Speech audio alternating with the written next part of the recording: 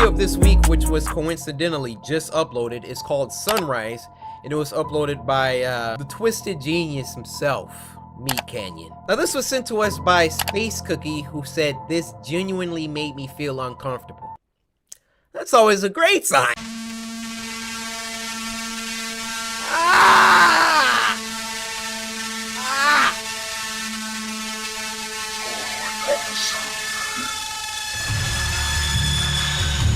What the freak is this? What is this?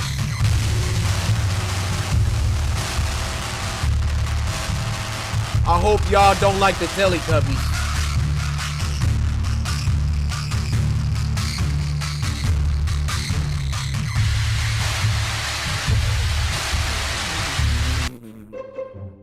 Meat Canyon, I want to know, what goes through your mind when you're making these? I really think this dude just be sitting there like, Whose childhood can I ruin today?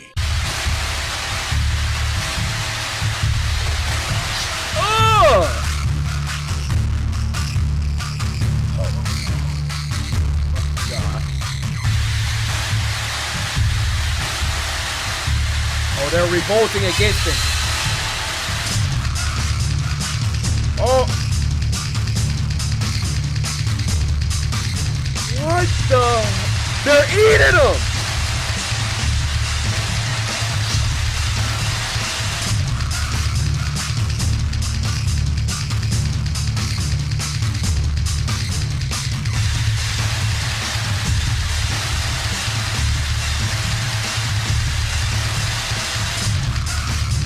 Remember the Teletubbies? This is them now. Feel old yet?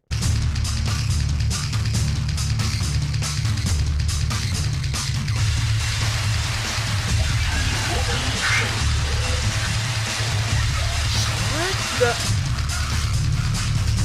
Oh.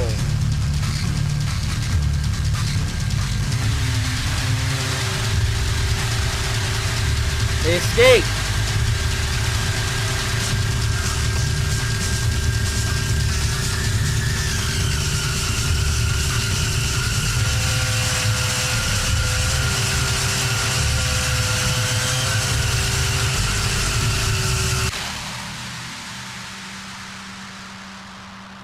Those are the ones that escaped? The ones that we've been watching?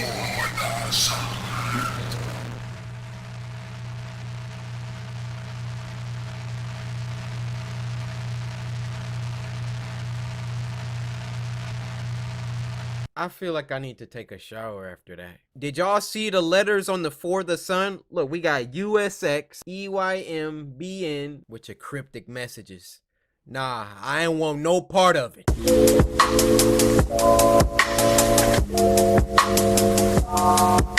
This next one is called Are You Happy? And it was uploaded by Baddington. It seems like this guy has a bunch of these old style VHS cartoon thingies. And honestly, I'm just getting bad vibes from just like the thumbnail. Now, this was sent to us by Victorino28, who said, I literally made a Twitter account to send you this. Make me, my siblings, and even my mom laugh. I appreciate everything you do. I appreciate you, Victorino! I appreciate you. Don't y'all know I wouldn't be doing this if it wasn't for y'all? I got one word for you, Victorino. Let me lean up. Sarage. Stop, we just start, okay. Oh my gosh!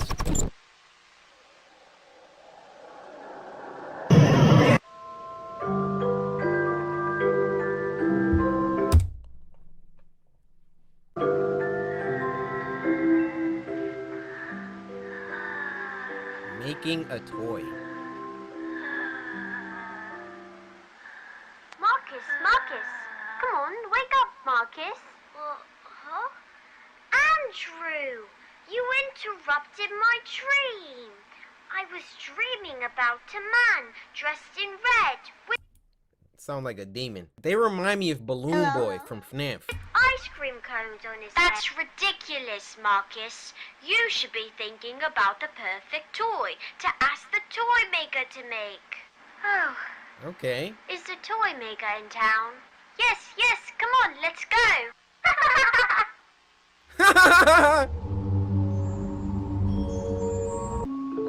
Whoa, hold up. You ain't about to just roll that past us. Sophia the singing marionette is a prototype model for an upcoming new toy. What? The toy is operated via string. Sophia is capable of listening to children talking and can see. It will recognize its child owner unless the child is crying. Well, then what would it do? Sophia will offer many songs to sing to children. Parents are asked to not interrupt the toy while singing. This is good. This is good so far. Franklin's Fun Arcade. Alright. Toy store. What is up with their animal? I don't see him. Where could the toy maker be? Do you see the toy? Bro, that was so nasty. Look, first of all, look how they both looking at us right now. It was like that 3 seconds of silence.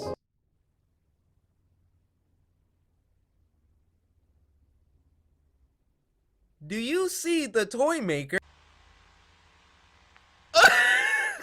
Do you see the toy maker? Is that him over there? There he is. Oh, Mr. Toy Maker. Well, hello, children. What can I do for you today?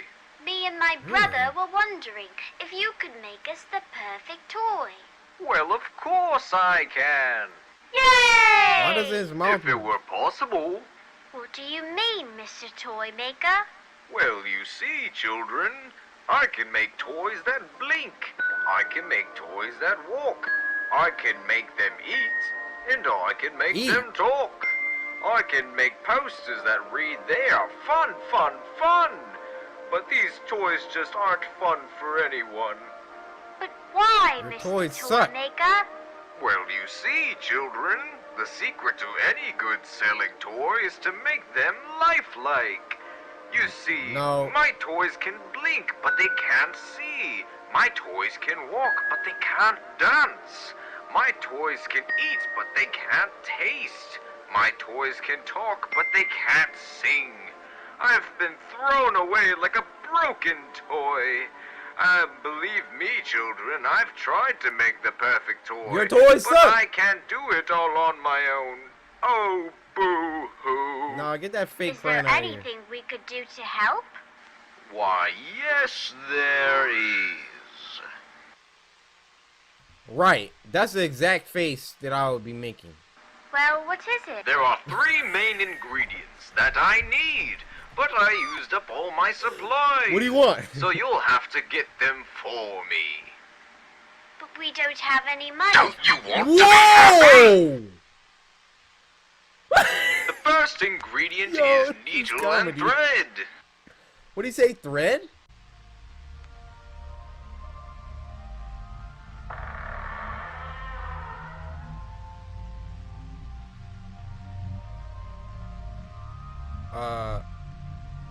Okay.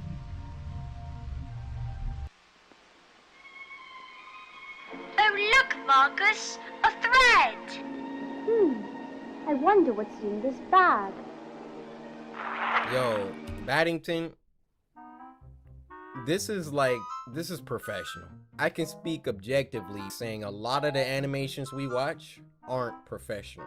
They still might be good, but why does this only have 23,000 views?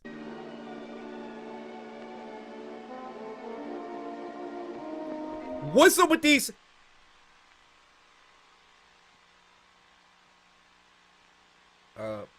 Okay. Can we get another shot? Look, Andrew! A needle! Let's go give it to the toy maker. Toy maker, we found the needle and thread. Wonderful. Now you must find fabric and paint. Hurry along now.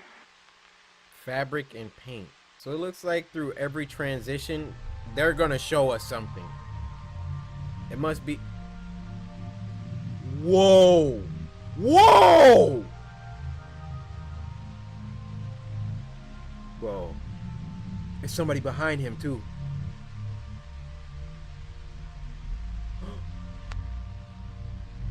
It's controlling it. Oh, it's trying to bait you. Toy maker, we got the painting. Wonderful. Now I just need a few more things. Okay. Anything, Mr. Toy Maker. The next thing I need is your dog. Sorry. What? We can't. What do you need him for? The toy needs to be happy, and it can't be happy without a friend. But Don't you want it to be happy? Can you stop doing that? don't be square, Andrew. Just let him have Bonzo. Yes, wonderful. You're Now come back later for the final step. Your dog's dead. Why would you?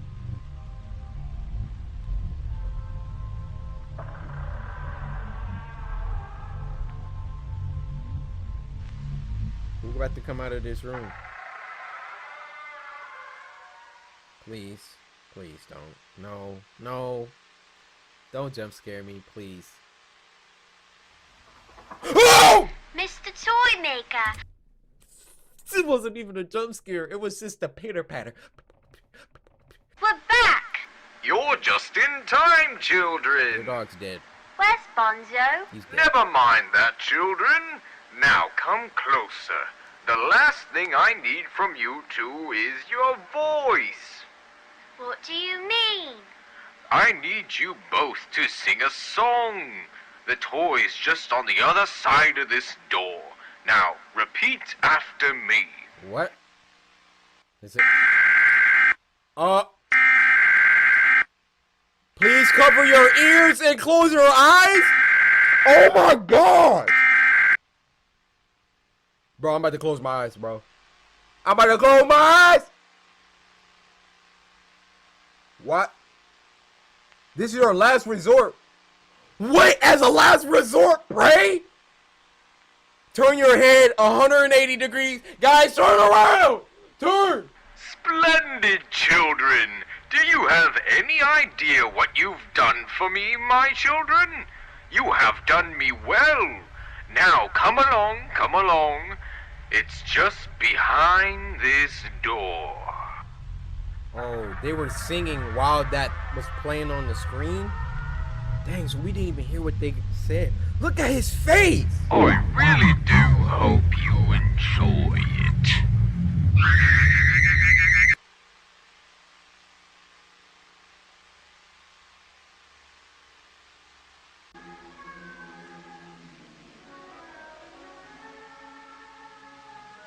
What?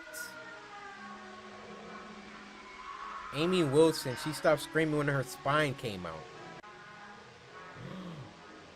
Richard Smith suffered a seizure watching his favorite show. Who are these people? Nathan Barnes, his body was found with his head facing backwards. Bonzo. He was still moving after he hit my bumper. You mean your bumper hit him? That's obviously the kids and the dog and maybe Sophia. Whoa, and then it just cut off. I feel like I need another shower.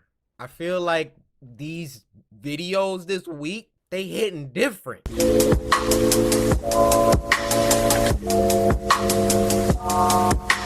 This next one is called Siren Head Horror Short Film, and it was uploaded by Shutter Authority. This was sent to us by Shank over on Twitter, who said love from Egypt. Egyptian samurai stand up. I didn't know we was representing out there. Shutter Authority. Shout out Trevor Henderson for giving us this decade's Slender Man. Siren Head ain't nothing to joke with. And they made a live action. The CGI about to be off the charts. Paranormal sightings. Yeah, I'm going home after I see that.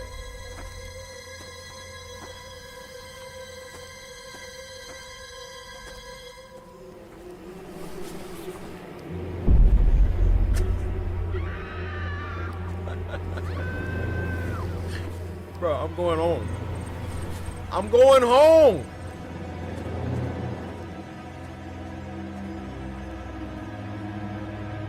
What are you investigating?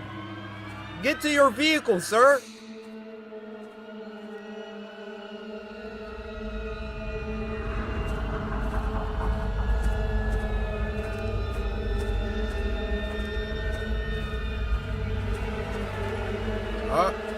Gotta shoot. It's your first warning. Actually, it's his second warning. The first was the blood on the thing. Where is it at? Ooh! Ooh, that looks kind of good. Kinda. That's your third and final warning. Look at him chasing him. Ooh, that siren head, boy. Look at him. Whatever happens to you, I have no sympathy. Zero.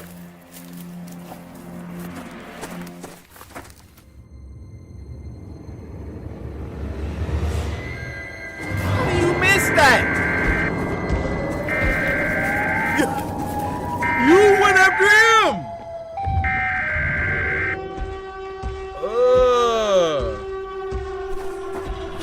It looks so fake.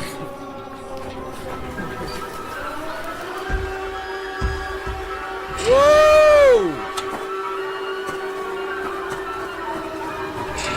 Whoa!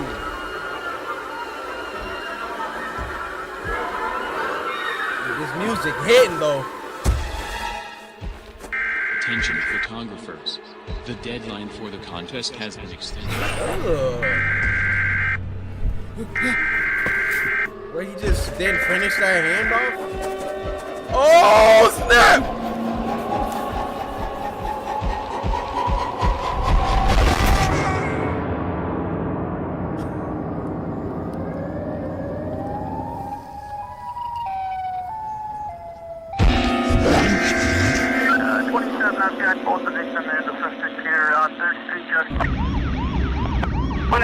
Be advised, directly 27 is code 6 with the suspect and the victim.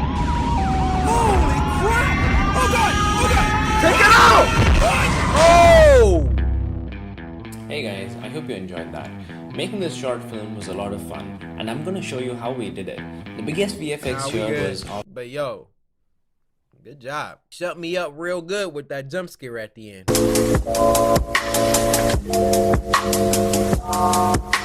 This next one is called I Got a Message from My Friend Who Got Murdered. And this was uploaded by C Entertainment. Now this was sent to us by Hare, who said the last one was fire, so here you go, king. I am a black king. What can I say? Thank you for sending me this. Alright. If you got that message, then they not dead. It happened a few years ago. I was hanging out at the local mall with a couple of my friends, just chatting, as usual. Okay.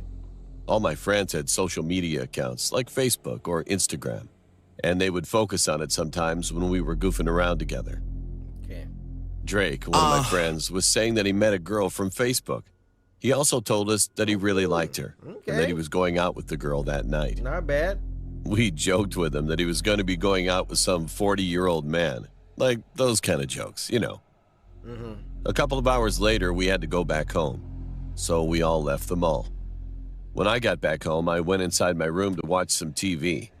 It was almost midnight when I got a text from my friend saying, "Hey, just finished the date."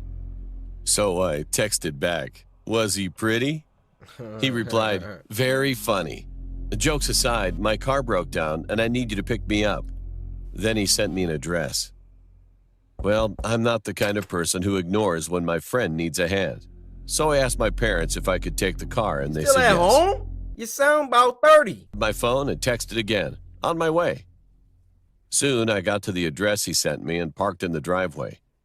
While I was going up the stairs, I kind of had a creepy feeling. Come outside. As if I was being watched. Anyway, I rang the doorbell and heard someone say, "Come in." At first, I didn't recognize the voice.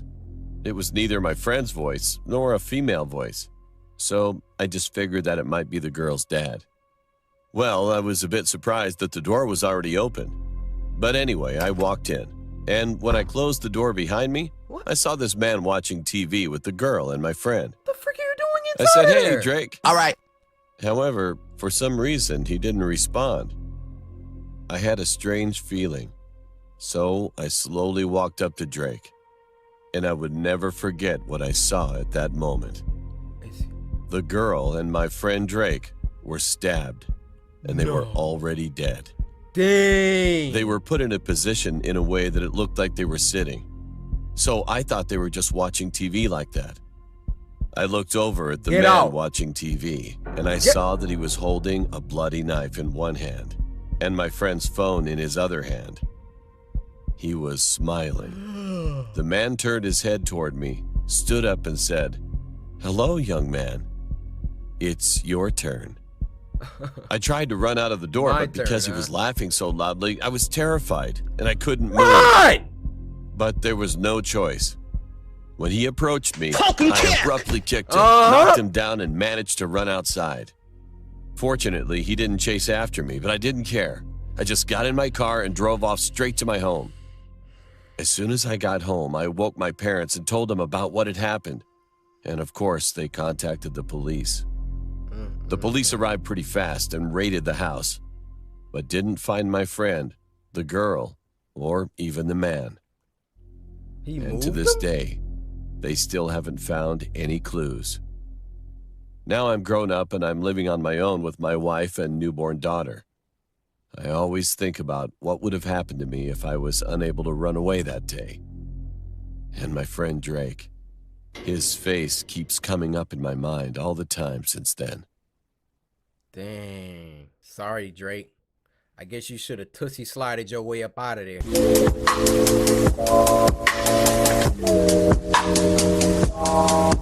And the last one for this week is called MJ, and it was uploaded by our friends over at Alter. Now this was sent to us by Ray Ray, who said, "What's up, my samurai? What's up? What's up? MJ. No 23. Bars. Whoa. What's happening here? Some thirst trapping?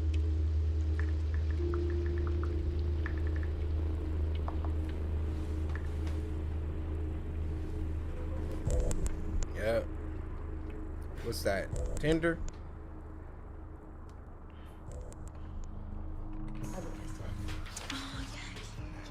Yeah, I saw it in the blue as well. No, I don't like the blue. Red ones are better. Oh, you're such a... Oh. No, but look at this one. They're laughing at her pictures right next to Literally, that is you last year. Yeah. That is you. Oh my god, it's so That is I you. managed to get my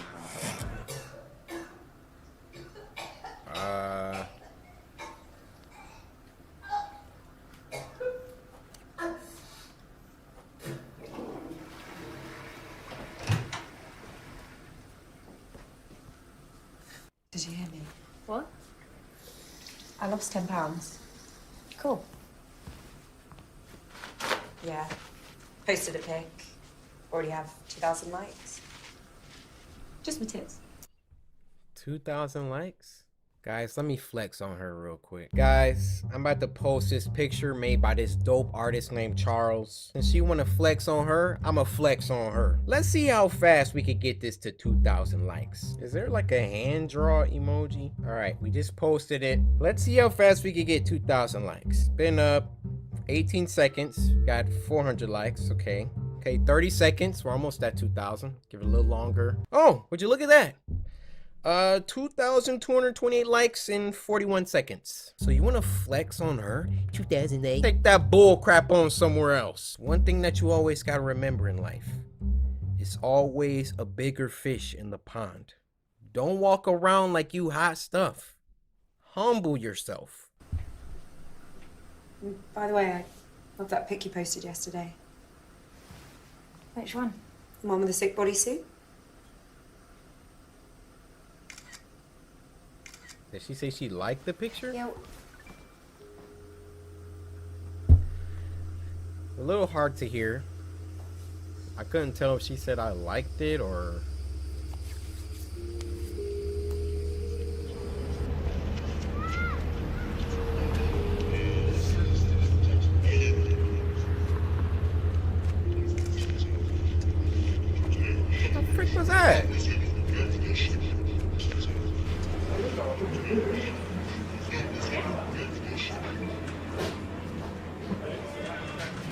Why is everyone looking at her?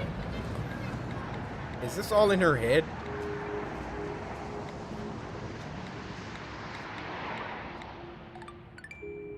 Yeah, she on Tinder.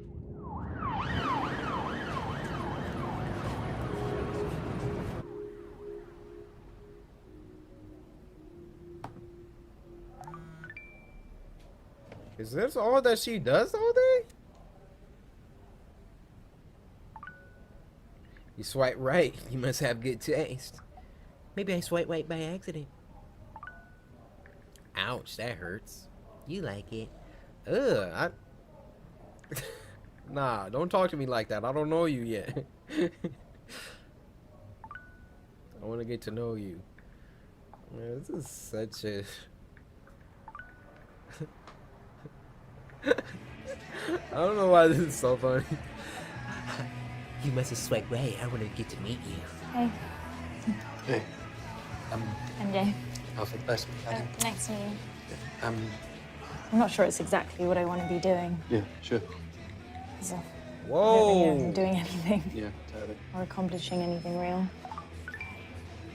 You swiping at the table? Real. Yeah, I was gonna go for a piss, alright? Okay, do you want another drink? I can't really. I'm supposed to be going to a mate's party. Oh. Yeah. Sure. Me too. Bro, can we... You at the table with it? Can't even hide it, like... And then you got this... The gall! The audacity of this man! Don't even have it on silent! He got it just on! So you just hear him at the table. Oh, yeah, yeah. Nah, that's just rude, man. Nah. Yeah, actually. Yeah, go on. Vodka tonic, be nice. Double, please. Cheers. Cheers. Bro. What a jerk, man. I'm going to the... I can see you!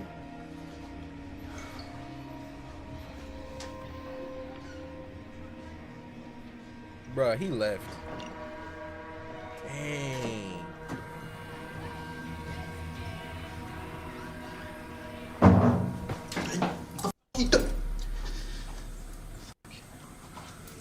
What's wrong with you? Nothing. Oh. Oh. Coming to see me? Maybe. Didn't think you were like that. You like that? Bro, she about to kill him. Ugh, he didn't wash his hands. Ugh. Ugh. Chill out, alright? Calm down, alright? Come on. Oh! He hit his head on the... They always do it. Hit his head on... Ugh! Right on the urinal. She crazy. Let's kill the man. Let me hit up Mickey D's. Give me a McDouble real quick. Bro, I don't know why he kept trying her after she pushed him off like that first time. Like, all right, I gotta wash my hands and get up out of here.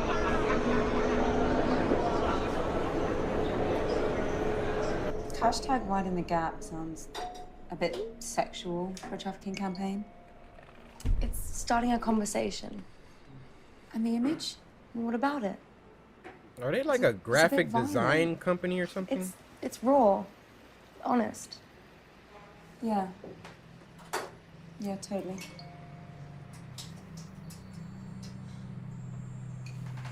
Like a magazine.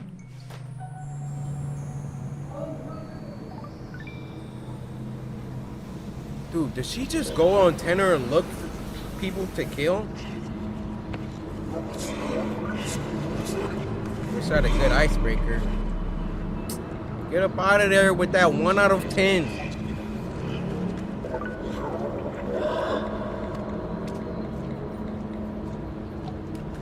saying like the same thing the last guy said.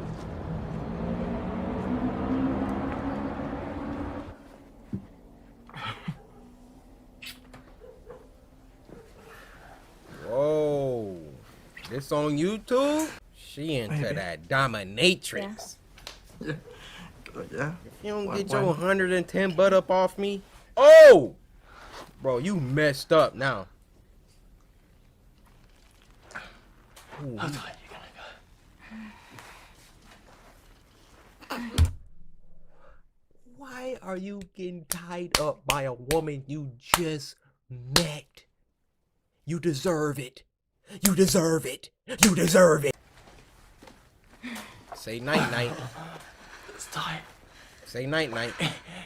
Wait. Wait. Was it worth it? Let's stay tight. Wait, let's stay tight. Wait. Yeah. Chill. Chill. Wait. Stop. Wait. Stop. Stop. Stop. Stop. Please. Please.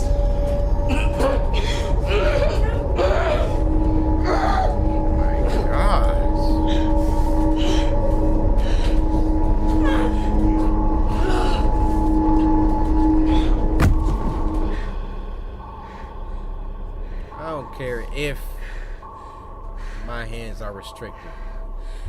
First of all, I'm not even gonna be up in that situation.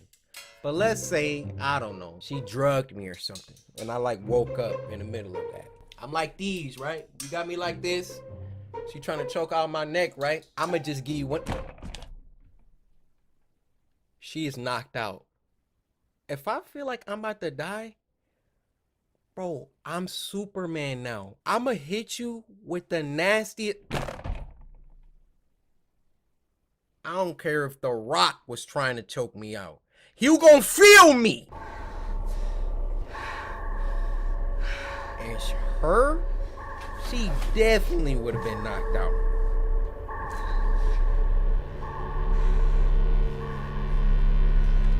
She about to start cutting into him? Oh my goodness.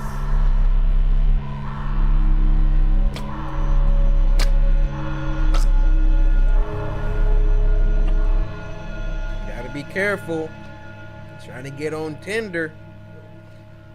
About to be somebody dinner.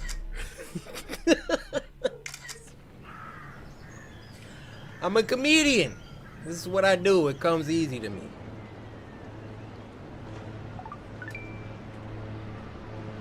Bro, she just walk around swiping all day.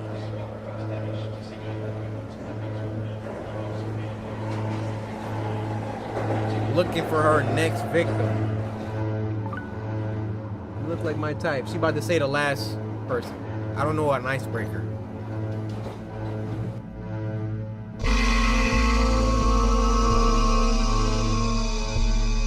Dang. Then she takes pictures?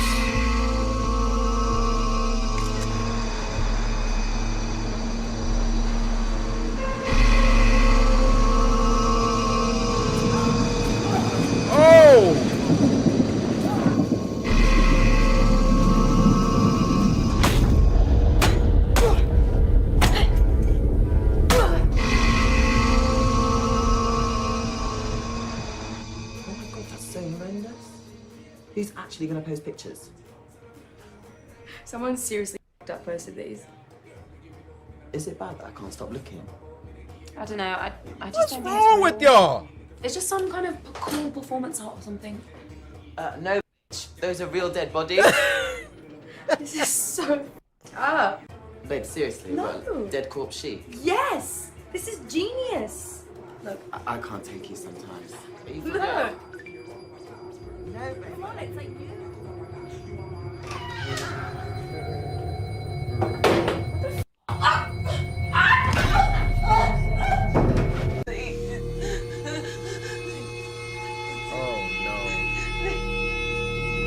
I don't want to see this. We done seen you already body like 6 people. Okay. James Corden takes over the Ellen Show. Okay. And this was uploaded by the demented king himself, Meat Canyon. Now this was sent to us by Rima, who said congrats on 7 milli. Hey, we up in here. Love from Saudi Arabia. We have samurai in Saudi Arabia. Just take that in for a second. We are worldwide. Oh, let me turn it up. Let me turn it up. Hey. Breaking news. Reportedly, James Corden will replace Ellen DeGeneres on her own show. Better watch out, James Corden. This could be trouble. Oi, Justin Bieber. Thank you so much for helping me get to work today. Yeah, no problem.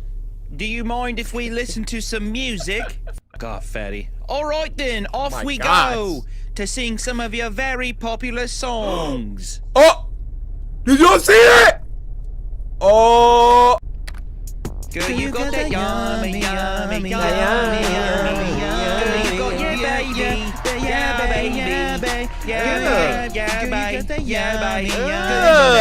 baby, yummy, yummy. You see, Justin, hold on. You see, Justin, the problem with this song is that we can't clearly tell if you're talking about fish and chips minge or a stinky. All right, just be upfront with the fans, Justin. Do you want a fish and chips minge, or are you looking for an extra layer of stink on your pickle? Which do you like more, Justin Bieber? What is more yummy to you? I don't know. They both ate. Oh, brilliant, isn't it? I'd eat any piece of stinky slop thrown in front of Justin Bieber. That's for true. Girl, you got that yummy, yummy, yummy, yummy, yummy, yummy, yeah. Girl, you got that yummy, yummy. Whoa! What is that? What the hell is that? Bloody hell, Justin! What is that? It's freaking Ellen! Justin! It's Ellen! Do me I see what they see? They do! Look at her looking! They do! Oh! Ellen DeGeneres, the damn demon of Hollywood! Oh, for God's sakes, Justin, she's speaking in Look tongues. at Justin! That be the devil's tune! Oh. She's got a hold of me with her leathery talons, Justin. I don't want to die. Help Look me. at Justin! Give us a wank. Free me from this demon's hold, Justin Bieber. He does not. Oh!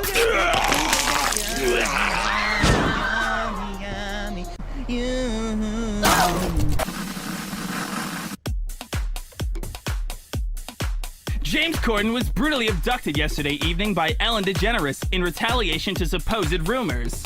The whereabouts of Ellen are currently unknown. May her wrathful vengeance be swift and merciful to all those that oppose her. Yo, why did that scare the freak out of me when dude got ran over? Once again, Meat Canyon, something wrong with you, my guy.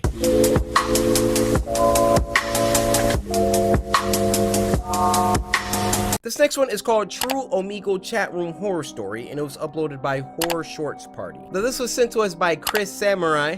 What's going on, my brother? And he said this one kept me up at night, so it better be scary, Chris. By the way, did you see the 7 mil special, Chris?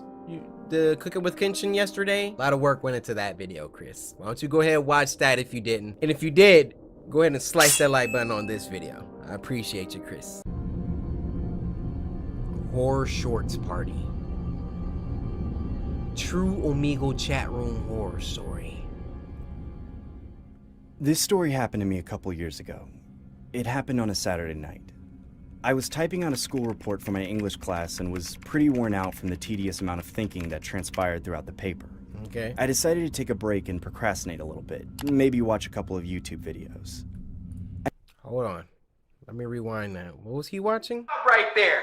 Did you wash your hands, mister? Oh, Jimmy. What did I do about not washing your hands? Yo, that's what's up, man. We got a samurai right here. I needed to take some stress off my mind, but didn't really have anyone to vent or talk to. This gave me the idea to visit a chat room called Omegle. Bad idea. For those of you who don't know what Omegle is, it's a chat room where you can literally video chat with random Run into strangers online weirdos through your computer webcam. Needless to say, Omegle definitely helped with my social skills growing up as a child, so I was always active on it. Wow. I remember this one particular night. I was having trouble meeting new people. This left me a little frustrated, to say the least, but that's the kind of thing to expect when you're on these kind of chat sites. That's when I stumbled upon this one guy. He looked to be I'm clicking next. Around the same age group as myself, and seemed like a pretty harmless individual.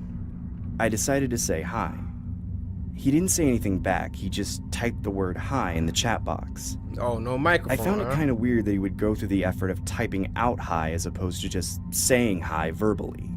He then waved at me and began typing something else. Might not have a microphone. He introduced himself in the chat box saying, "My name is Daniel, what's your name?" I verbally said, "My name is James, how are you?"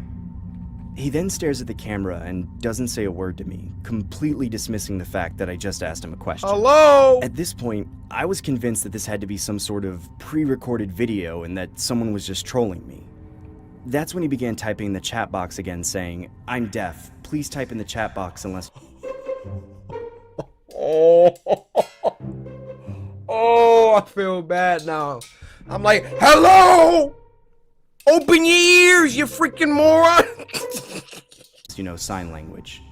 I honestly felt stupid and immediately typed, "No worries, my name is James," and gave a quick thumbs up as an act of kind gesture. He immediately typed back saying, "Nice to meet you, James," and gave me a thumbs up as well. Alright. He then typed something else that left me dumbfounded. He said, "I will use my whiteboard to chat with you going forward, because my hands will be occupied." Huh? I was confused by what he meant by that, so I typed, "What do you mean by your hands being occupied?" He then starts writing on a whiteboard and raises it up on the screen, which read, "Want to play a game?" No, I'm going... I typed, "Sure, what game you want to play?" What he did next is something I will never forget to this day.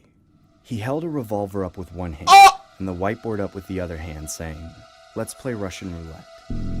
I was honestly quite creeped out by this guy and was contemplating on clicking the stop option to skip this weirdo.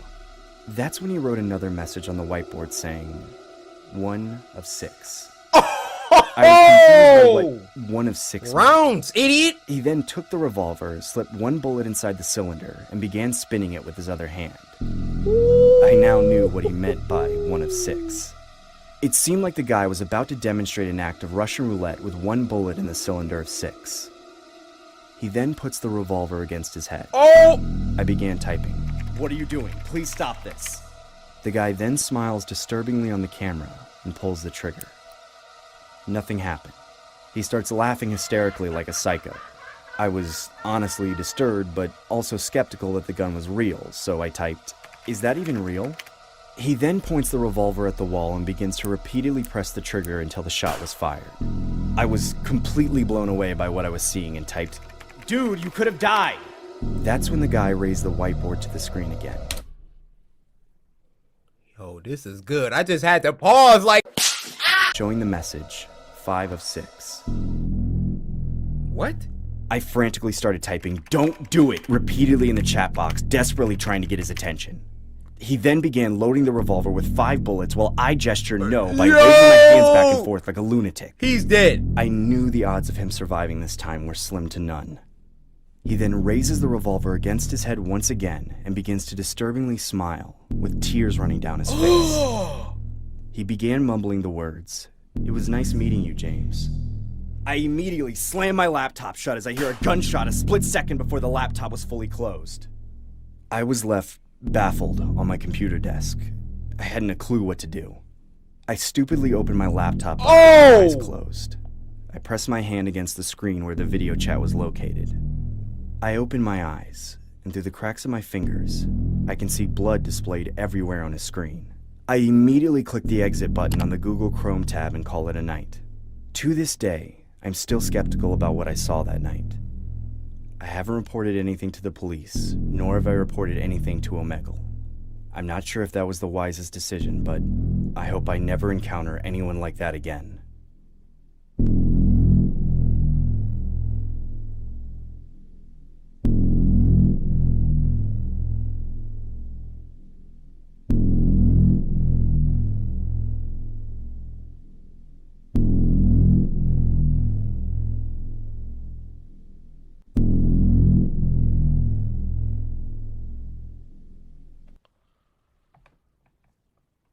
Horror Shorts party? That was incredible. He said 5 of 6? Sucker, can you do math? 5 of 6, what is that, like an 83%? Let me check that real quick. Hey Siri, what's 5 divided by 6? 5 divided by 6 is about 0.8333. Did I just off the top of my head that? Thanks, baby. No problem. See, you jealous of the relationship me and my phone got. Anyways, he had a 17% chance of walking out of that. I'm not making no bet where I only get a 17% chance of winning.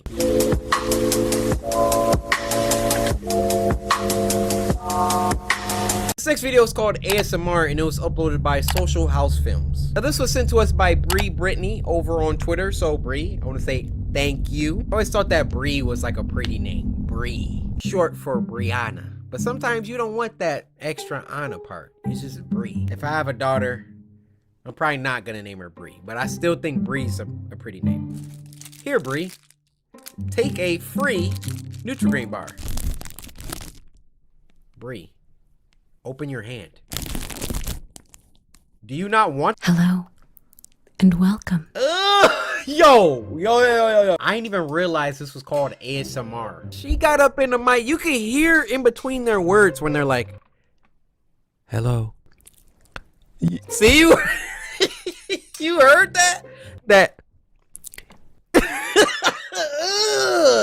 Ew.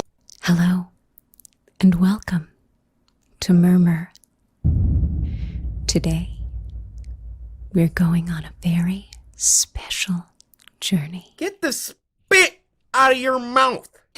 To a place very few will ever go. Are you ready? No. To give yourself over to the depths of relaxation. I am not. To begin, please shut down all distractions. Seal yourself in silence.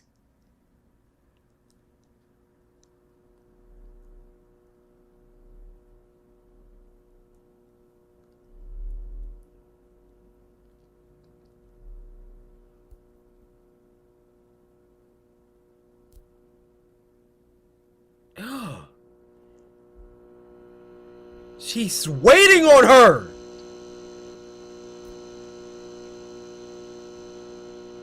She looked at the lamp.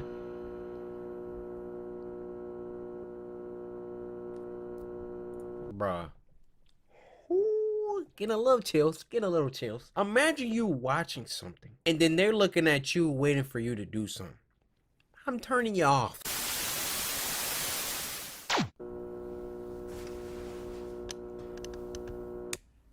Watch, now she gonna continue.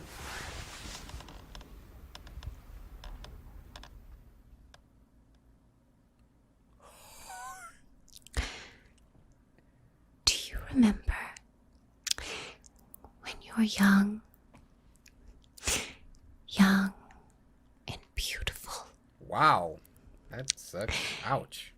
And your skin was so fresh that you could taste it. Huh? And you could feel the rain kiss your flesh. Whoa! And you felt safe against the storm. Take your headphones off. Whoa! No matter who was near. Press pause. Good job, lady. Good job. Just close the door. That's all. See? Now you're going to investigate. Oh, it's oh! Yo, that caught me off guard. That was nice. That was nice. Ooh. Look at her. Look at her. Look at her.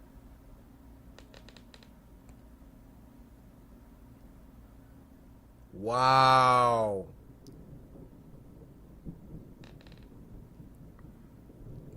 That was nice. I'm not gonna lie to you.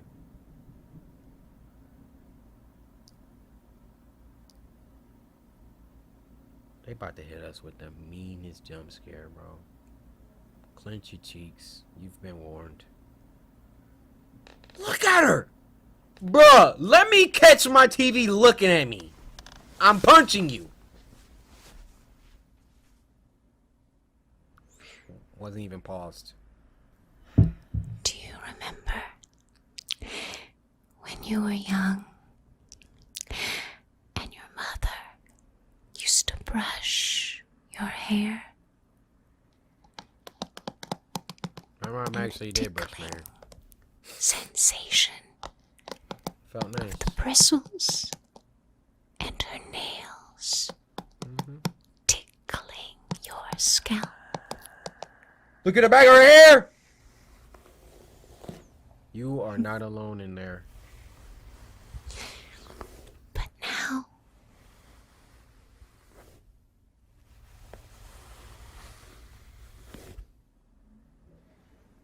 your roots are all grown out. Why are you looking so mean? Look at her. She like, well, I've been kind. Why can't you relax?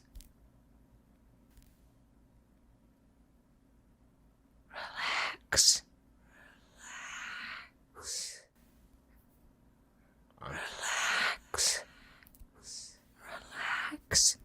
Just throw a quick headbutt backwards.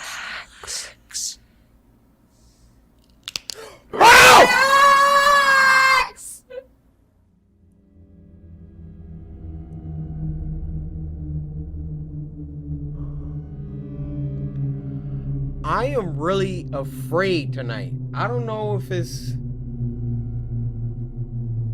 Y'all are just sending some really good ones.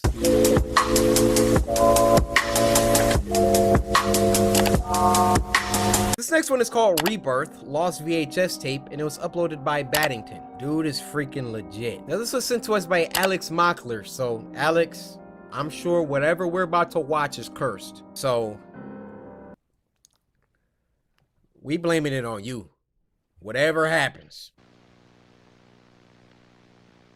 I don't want to do it. I don't want to. I don't want to.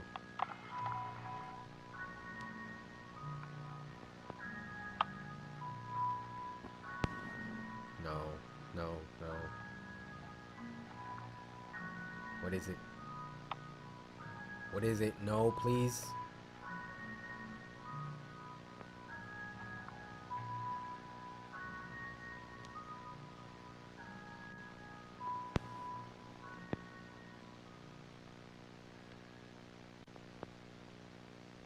I ain't watching this. You got me messed up. We went through the criminal thing already.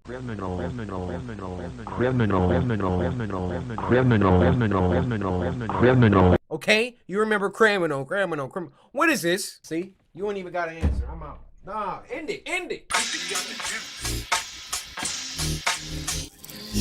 Cause my name is Coryxkenshin. Alex, what you got up us? What you got up us? Oh, I mess up twice. What you got us up here watching, Alex? Don't. Well, hello again, Mr. Greywinder. Mr. Stewart. Do you know why you're here today? Who? Does it have anything to do with me harming my family? What? Yes, son? No. Although I hope we don't have to have that talk with you again. No. Martin, you're a great businessman. And I've been told that you're a great brother. I don't hate you, Martin. My son loves your toys. He loves your show. Which is why we are here. Whoa, whoa, whoa. Did someone his face change? Okay, okay. I'm tripping. Oh! That jump scare hit me so hard. I didn't have anything to say. Baddington, that was just cruel.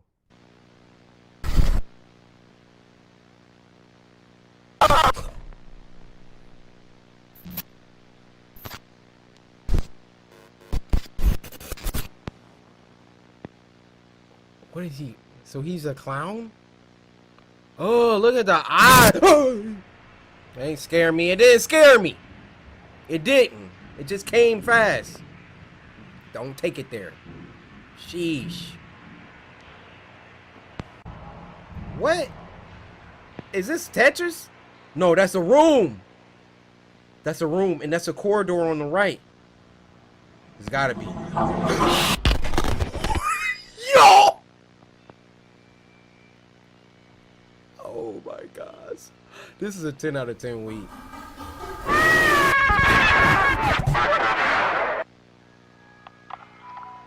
Yo, epilepsy warnings. I have no idea what's going on, guys. I know you're confused. I'm confused. I don't know if that door was open, though, on the right. One of these times this camera's going to turn, there's going to be something standing in front of us. I've seen paranormal activity. I've seen it. You ain't going to get me with this. Yep, door's wide open now. Show wasn't like that before. It's coming from the bottom. Something's coming from the bottom.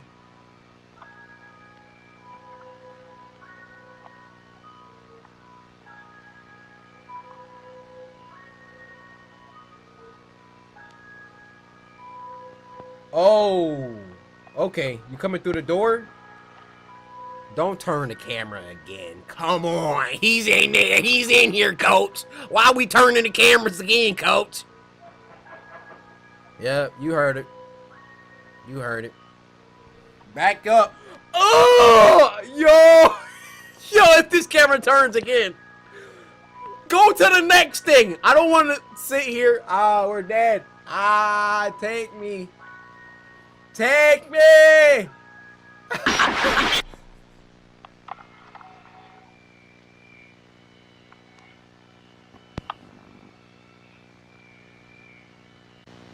It's getting louder. It's getting louder. Woo-hoo-hoo.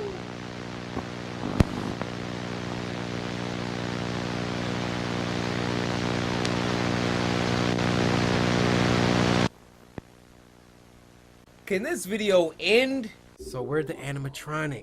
I need somebody else to put this lore together because we might have jumped in the middle of a series. Don't kill or kill. How about we don't kill?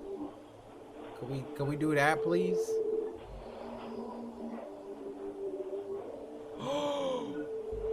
What? You could click either video? Oh, that's nuts. If y'all want to see what happens, submit this story in for next week. We can't, it's out of my hand.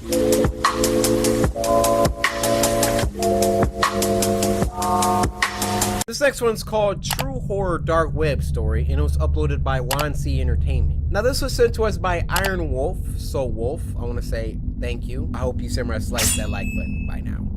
I mean, we've seen some good videos. Y'all are on a roll, and I ain't talking bread. A few years ago, more like 10 years ago. What? I used to be big into visiting weird websites. I had a lot of time on my hand. Due to not playing sports, nor did I volunteer for anything at all in high school. Lazy. I told my friend Mark that I was starting to get bored. Honestly, I was bored with what I was experiencing on these websites. He said I should go on the deep web. See, we all got a friend like Mark, just putting bad ideas in our head. Maybe you should go into the deep web. Maybe you should get a different haircut, Mark. Why are you playing a DS? What is it, 2006? Oh, wait, he did say it's 10 years ago. I used to go on the deep web, but never found anything. So I decided to search through some more stuff, a little deeper. I searched for hours every day for about 2.5 months. Still nothing. Are you that getting I haven't paid seen for this? already. I told Mark, and of course he said just visit the dark web. When I did go on the dark web, I saw chat rooms, all with different names. I came across one named I, as in EYE. It was all in caps. I entered the chat, but before entering the live chat, you are assigned a number. Mine was P34.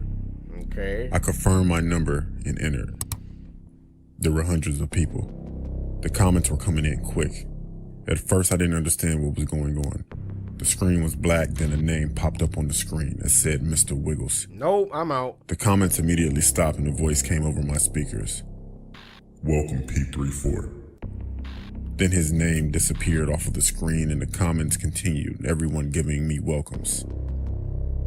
A few minutes go by, then a countdown from 10 pops up on the screen.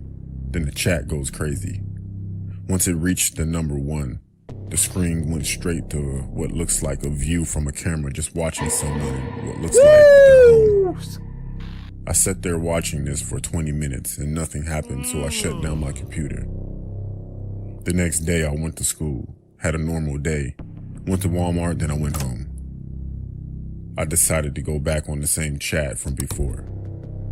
I confirmed my number P34 and again, there were hundreds of people commenting. Mr. Wiggles popped up and just like before, the comments stopped. Across the screen it said, no new members tonight. Then the countdown started again. Everyone in the chat started going wild. The countdown finished and then it was showing the point of view from a camera again. But it was outside of a school. My school from earlier that day. Whoa! At that point I was intrigued. I couldn't tell if it was focused on a certain person or just watching the school. After 30 minutes of watching the video, our school bell rang and everyone started to come outside while whoever was recording was positioned across the street in the car. Once everyone came out, the person got out of the car and started to follow a crowd of kids. Everyone started to split from each other and the person recording started to follow someone. Mark! It was my friend Mark. Oh no! It had to be at least 100 feet behind him. I started to call Mark, but he didn't answer. I kept calling him as I watched the video, but nothing. This is not live. The person followed him to his house and sat outside of his house for a few minutes. The man behind the camera finally said, "No parents are home." And he began to walk to Mark's house, rang the doorbell. Well, Mark, this is all your fault. Maybe you should go into the deep web. Maybe you should go into the deep web. Now you about to get samurai sliced. I warned you. And waited as he continued to record. A few seconds go by, and Mark opened the door. He looked confused and the guy said, "P34 sent me." And Mark looked afraid that the camera shut off and everyone in the chat left. So I did too. I called Mark's house phone instead of his cell phone, and his mother answered. I asked for Mark, and she said that she thought he was with me. I panicked. I then received a notification on my phone from my Gmail account. It said the sender was Mr. Wiggles. The message was, "I'm getting closer, P34. Mark says hi." I was shocked and didn't know what to do, so I called the cops. They didn't do anything about it because the email disappeared.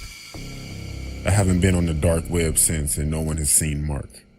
Still to this day, I receive messages with pictures of me in random places along with the same written message that said, "It can happen anytime."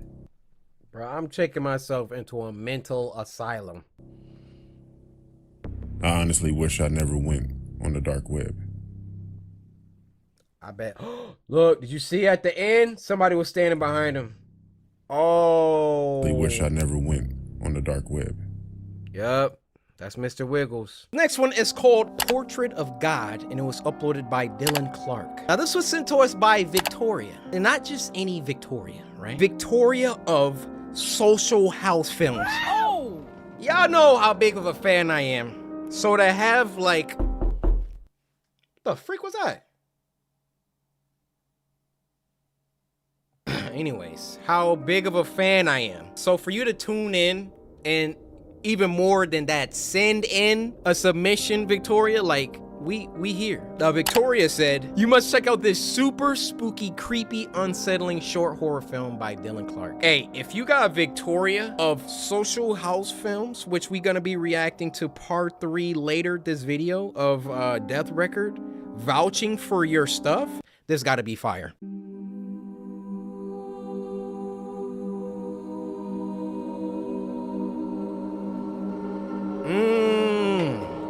They dropping scripture on us. No man shall see me and live.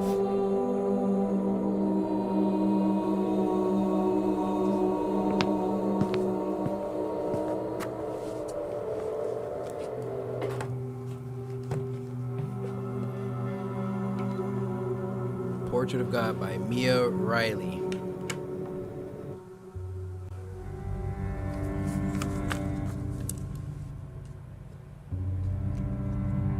What does God look like? I'm going to show you a painting, or rather, a photograph of a painting. Just take a moment and stare at it. What do you see? Nothing. If the answer is nothing, if it just looks black to you, don't worry, that's what I see too. Okay. But that's not what everyone sees. The painting I've chosen for this project is titled Portrait of God. While most viewers see nothing, some insist they see a person in the darkness, one that they can describe and draw out with consistent details. Really? It's a man, or close to a man. Wrinkled, skinny. Really skinny. He looks skinny. He's smiling. He's grinning. He smiles down at us. Almost looks like the corners of his mouth got smudged. Well, he's wearing a mask. It's too wide. His eyes. Looking down with his eyes are big. They're big. They've got this glint in them. Speckle of light in them. Honestly, it's unsettling. Of course it's frightening. That kind of power should be. I don't like looking at it. I don't like it. It's beautiful. Maybe it's just a trick of the light. Maybe they're seeing something they want to see. But how are their descriptions so consistent? Right. Maybe they really are having a religious experience. And why does God appear to them and not us? Why can they see him?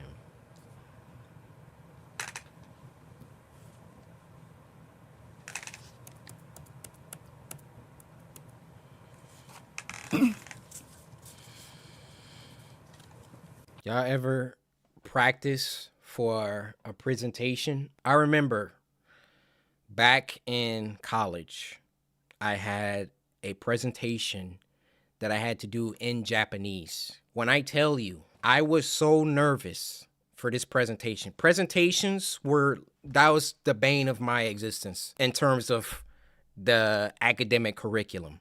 Math, science, it don't matter. Throw anything at me but a presentation. When my presentation started, I literally walked out of the class.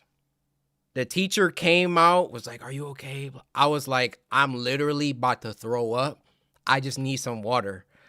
Went to the drinking fountain, came back. I was like, ugh. Gave my presentation. Why am I talking about this? Just because, like, obviously she's practicing a presentation. That popped in my head.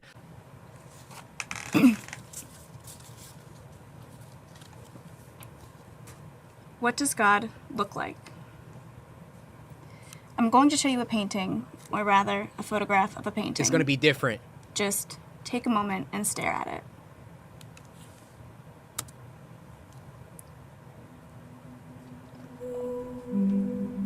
I still don't see nothing. Do y'all see something?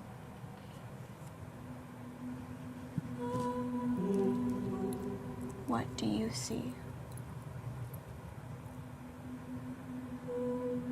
Shoot, I gotta get mine out too? I got that thing on me. Hold up. See.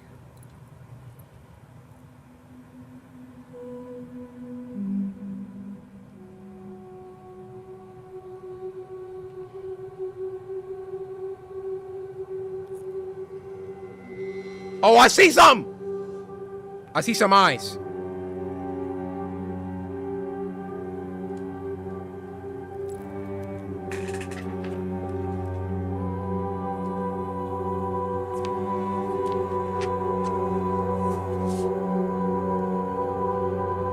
This score, this music, it's definitely something there.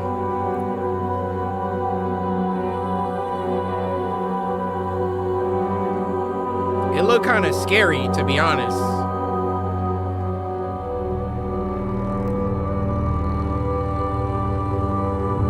What the?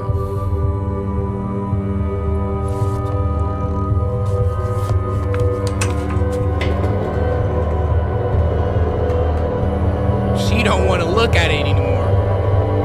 Oh, is it? I can still see it. Oh, wait. I'm tripping. You gotta turn a projector off. Bro, if it starts moving. Oh!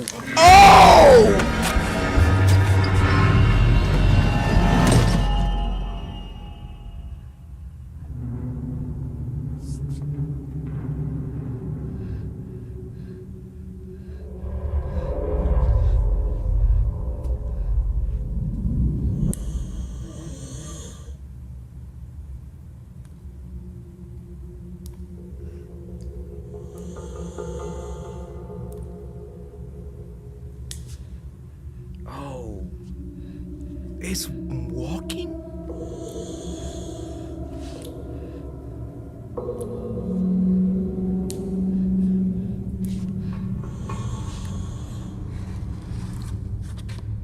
What?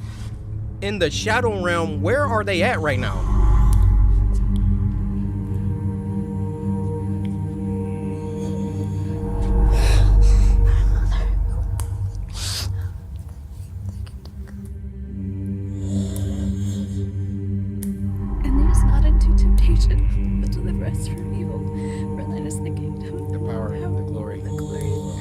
All right, so my question right now is this God or... Oh, I can see it!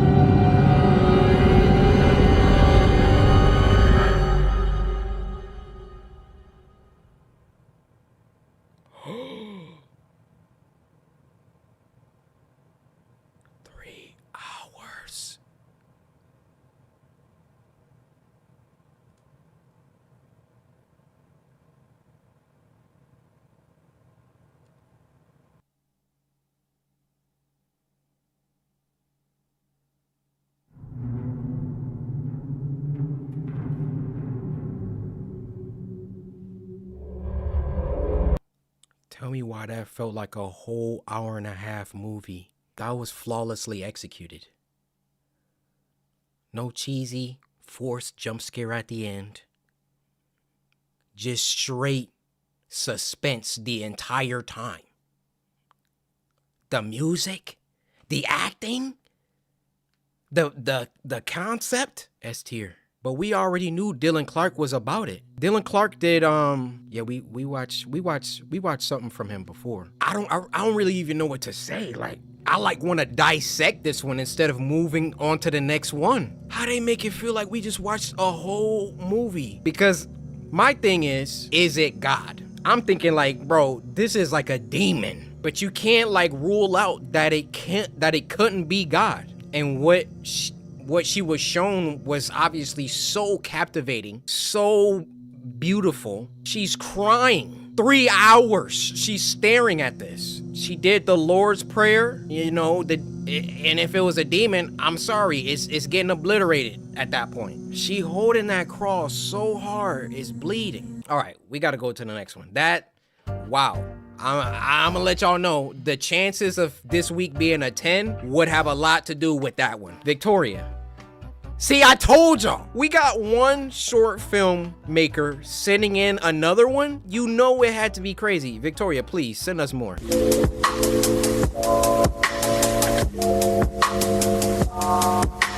This next one is called Ice Trays, and it was uploaded by, and it's on the screen, Deformed Lunchbox. Now this was sent to us by Shelb, who said, "Hey Corey, I think you're really gonna like this one. Also, Nutri-Grain bar, please." Shelb, you didn't even have to tell me.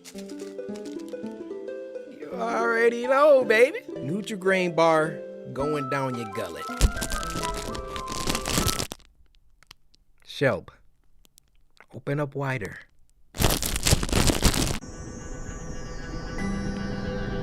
Ice trays.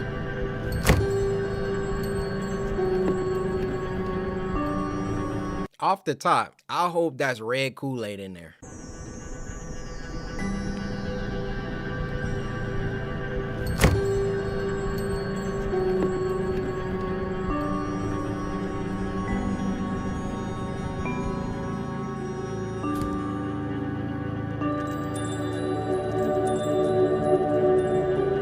Why is it so majestic?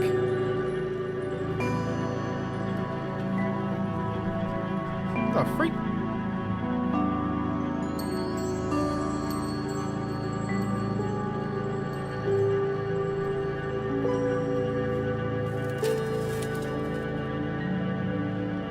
Ugh.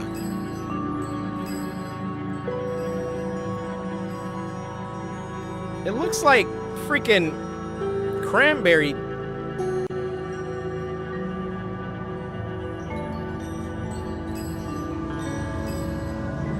frick is happening? What is happening? What is happening? What is happening?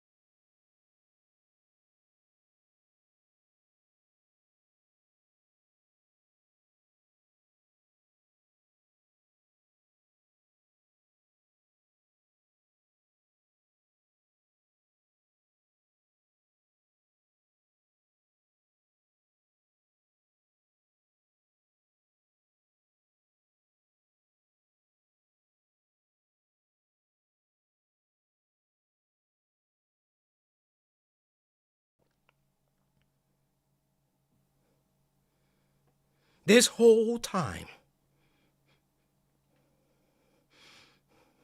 I've been thinking, what am I watching? What is the purpose? What is the punchline? What is it? Until I had to watch this gumless Santa Claus deep throat these freaking bloody ice cubes. And that sentence has probably never been uttered before. Why is he in a vibrating chair?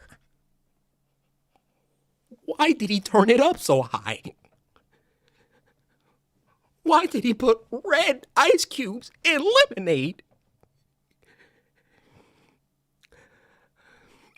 Did he want the strawberry version? Like, did he know it was blood? Why is his tongue out like this?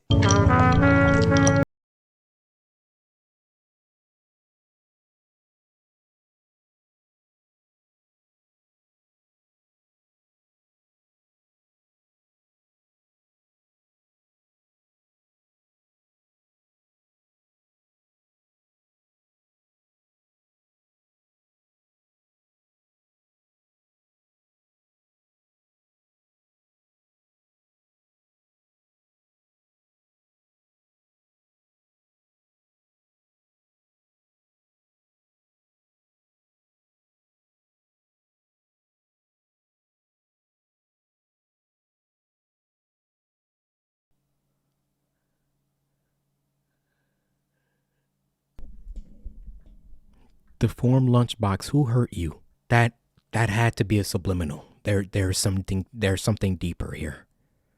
There's something that the average viewer wouldn't understand. So the old man was aware that was blood. Why is his chair in the shadow realm? Why was it vibrating? There's a deeper message. There's something, but I am never watching that again to find out. In the comments, please. You all do your best. I need the most scholarly geniuses to elucidate what that was, please. I won't be able to sleep at night until that made sense. That makes sense to me. The music, everything about it just didn't add up.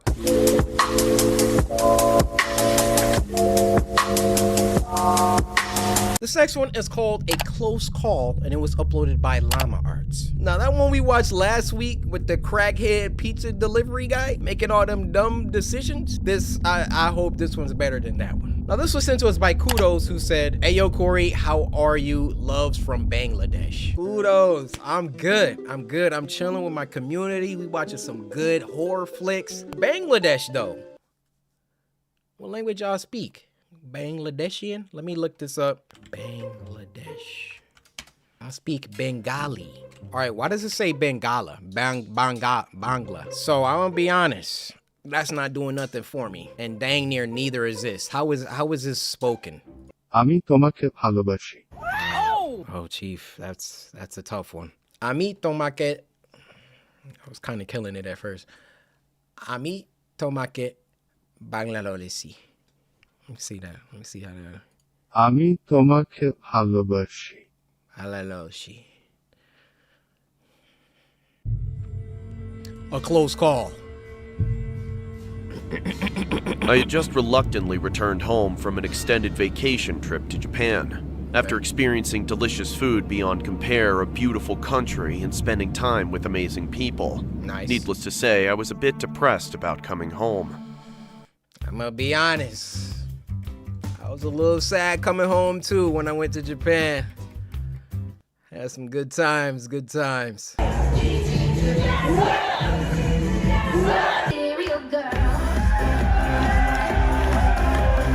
Material girl.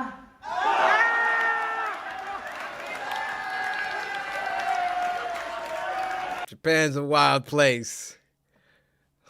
Wild place. On my first day back home, I went straight to my bedroom and passed out before doing anything else. Rather, I didn't have the energy to do anything else. It was probably for that reason that I failed to notice subtle hints that my home was not as lonely without me as I believed. Uh-oh. Hours later, I awoke in the middle of the night to the sound of scuttling noises and the floorboards creaking. Understandably confused, I got out of bed and made my way into the hallway that was connected to both the living room and kitchen.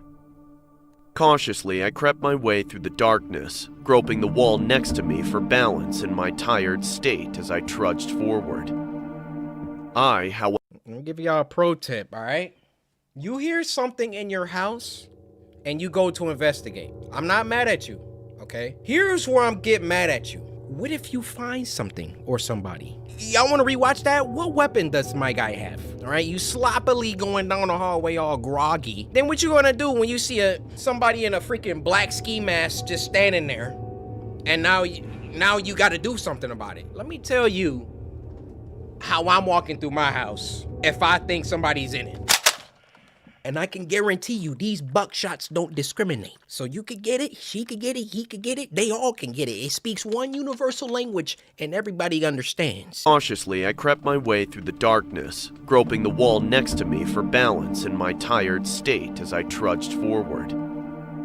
I, however, made the fatal mistake of stepping onto one of the loudest boards in the hallway, alerting whoever or whatever was lurking in the shadows of the next room. I paused, as did the entity in the next Is that the Grim Reaper? Shout out my guy Berlizzi. room, before a whoosh of air was heard as they retreated into whatever crevice they had come out of. Taking a nervous gulp of air, I walked into the living room and turned on the nearby lamp that dimly lit up the room. Looking around, I spotted not a soul, but rather some of my furniture was disturbed. What's more, a couple of my kitchen cabinets were slightly ajar. Bewildered, but with my guard up, I went over and closed them all before readjusting my furniture, by which point I had relaxed. I chalked up the odd noises and movements to my jet-lagged brain and shrugged, deciding to just head back to bed. I wish the story ended there, but I was not so lucky. Before entering the hallway to my room, I saw that the large metal covering to the air vent above the couch was missing. Peering up at it, I mumbled, "What the?" before a crooked face filled with abject disdain for my existence popped into view. Startled, I fell to the ground and began crawling away, as I heard the man begin screeching incoherently as he dropped down onto the couch. I watched in horror as his joints cracked beneath his raggedy hoodie and heavily stained jeans. He stared at me, silent now, before brandishing a knife out of his back pocket and pointed it towards me. You're done, no? My house now! Mine! Mine! You got it! You left it! It's mine! You got it! He shouted with a slurred voice as he charged towards me. I hurriedly crawled towards my room and slammed the door behind me and locked it, as he started jabbing his blade into the door, yelling at me to die. Shakily, I called the police and sobbed as I told them what was happening. Thankfully, I was told a patrol car was nearby my neighborhood, and they would be at my house in minutes. I stayed on the phone and picked up a baseball bat just in case that deranged cretin broke down my door. A few horrendous minutes later, the police arrived, and after a quick but violent struggle, they managed to subdue the intruder. After locking him in the back seat of the patrol car, the cops investigated my house and found that the man apparently had been living there while I was gone. But not just that. Apparently, he'd been staying at my house without me noticing for a few months. Wow. According to the police, they found paper stuffed under the couch that was filled with nothing but incoherent ramblings about how he planned to kill me one day when the time was right. With the dates next to each entry predating my trip to Japan by an uncomfortable amount of time. Frankly, I'm happy to be alive and relieved that the situation was resolved so quickly. But still, I make sure to triple check the locks in my home after that little incident.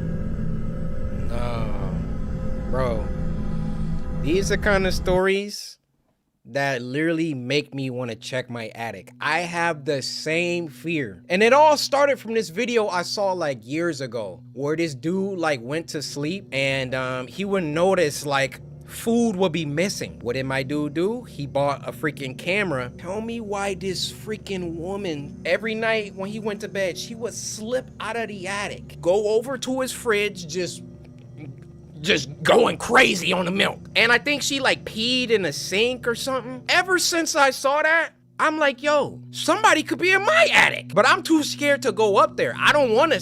You know what? We about to go. We about to go.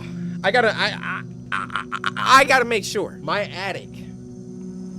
Bro, it's scary. I've seen so many movies where somebody go in the attic and get snuffed. But you know what? I'm brave now. I got y'all with me. I think I am gonna need like a freaking ladder. Bro, there's my attic right here. I've lived in this house for years. I have never been up there. First, we need a flashlight. I'm scared. I'm not even kidding. I'm scared. All right, I got the flashlight. Look at this.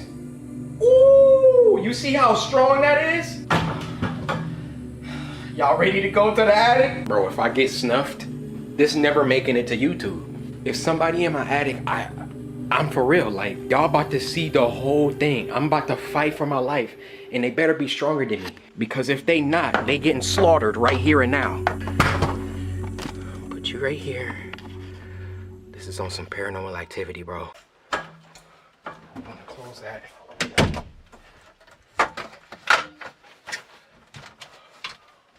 Oh shoot, I'm scared. Okay. All right. There's the attic right there. I'm thinking, should I turn the closet light on? No, I think we keep it off. To be honest. All right.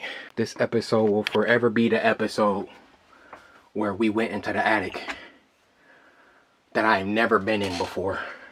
I actually need one of those headlamps because I'm holding a flashlight and oh my goodness. Oh my goodness.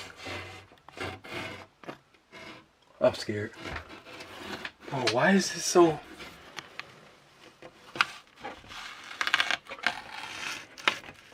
Bro, it's cold air coming out. Okay, I got it. I'm gonna just give y'all the point of view. Shoot, I don't have any more steps. I'm gonna just stand on this.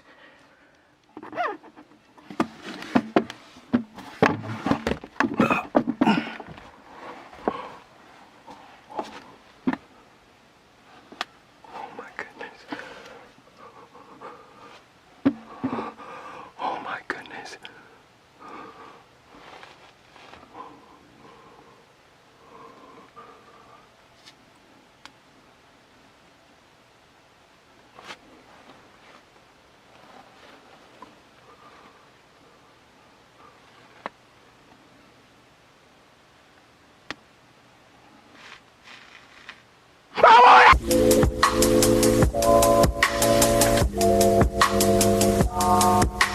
There is a man up there.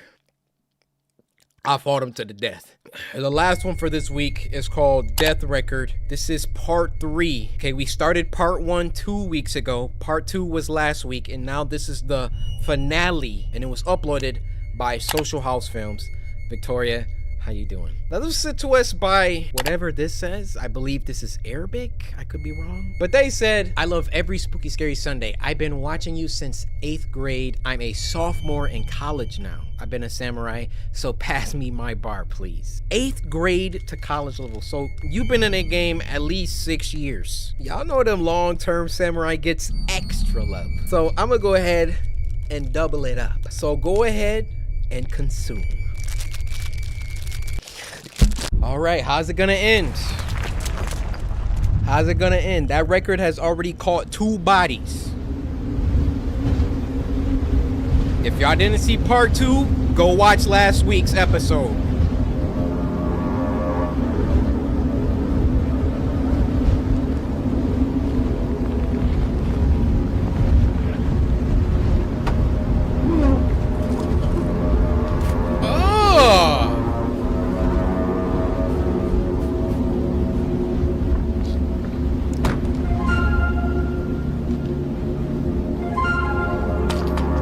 Okay, all right, so the first woman who found the place, she was homeless, right? And then in part 2, the second woman was the owner of this like Airbnb. We all know what happened to her. Now it's about the people who actually rented out the Airbnb arriving. I love this. Bro, what did you eat before? Victoria! Hey! I was waiting on you to pull up.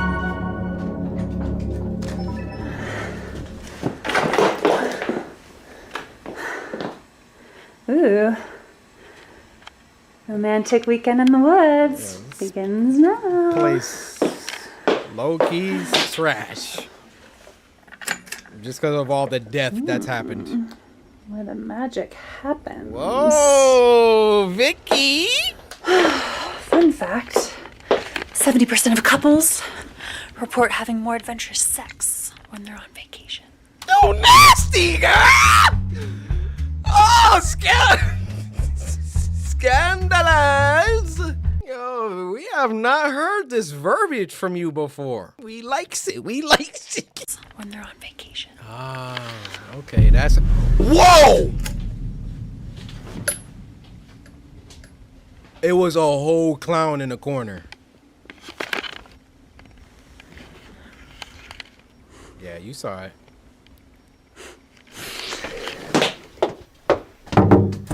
Hey babe, how you doing? I did advise against the day old gas. Bro, get your hands off the toilet! But shouldn't there be like blood and like a whole bunch of bodies in here? Like who cleaned that up? Station hot dog. Babe, get the camera out of my face. What are you doing? Hey, you wanted to eat gas station hot dogs. I'm gonna put some music on. Okay. Ooh, hello. Haha. Oh no. Oh. Okay. Let's get the romance vibes going. Not with you that. You are not it. Woo. Good job.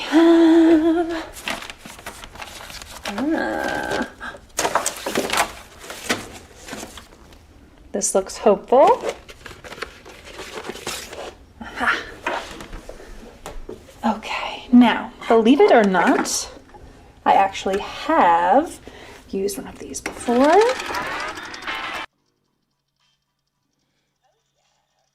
Is this copyright? I might have to...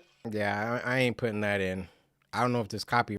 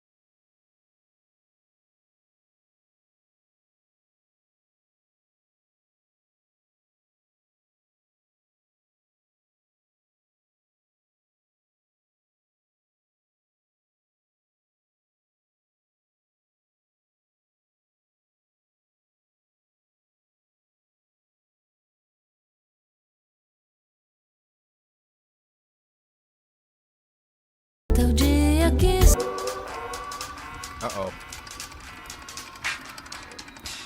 I thought that was about to be a New York drill, like that New York drill remix. You know? If you find one of these in your home, you might be a music purist or a hipster. Don't put on the other one. Why? What do we think? No. Should we give her a spin? No. No. Up. We about to start hearing that humming. His power lies in this chant. 3 simple rhythmic notes all in a row. It is a violent gospel that controls minds, bends with, forces those around him to do unspeakable, violent things. I have longed to understand this. I will harness this power. What? Hey, what is she doing? Hold her! Hold her! Put that down! Hold her down! This song, he seems capable of controlling his victims. His mouth restraints are lifted. The nurse on duty grabbed a scalpel from the tray. She stabbed out both of her eyes. Oh my goodness.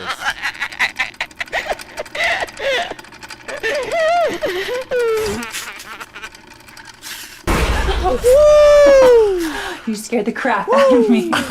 No, we are not talking about crap or vomit or anything else like that tonight.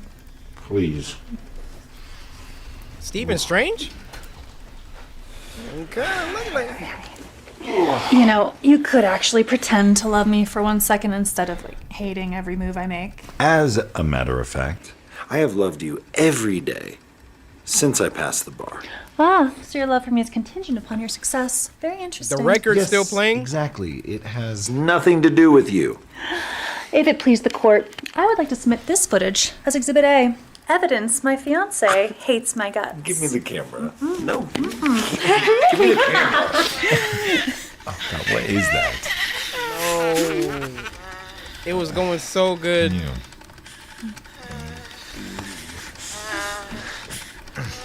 Turn it off, hurry! She's in the system.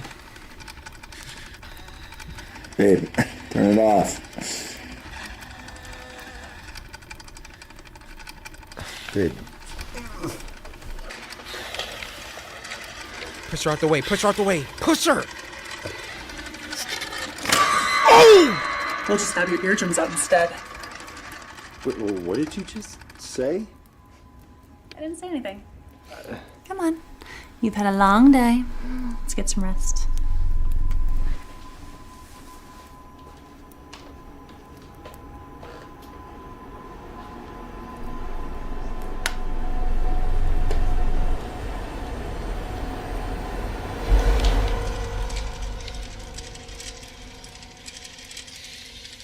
Bro.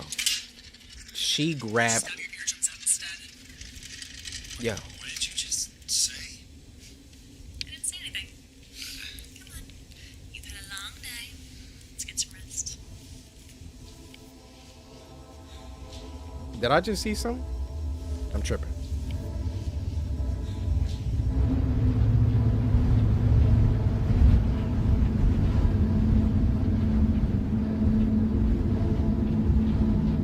So obviously, she's been indoctrinated. She is now possessed.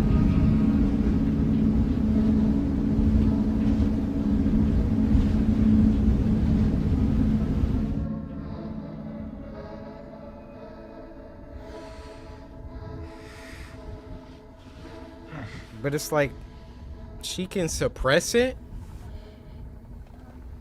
Because she went back to normal.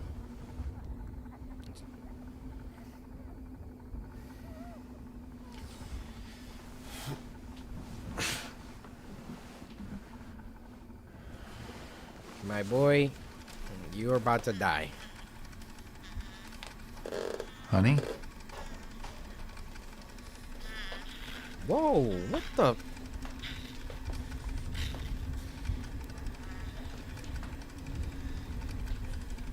Did she get ashy?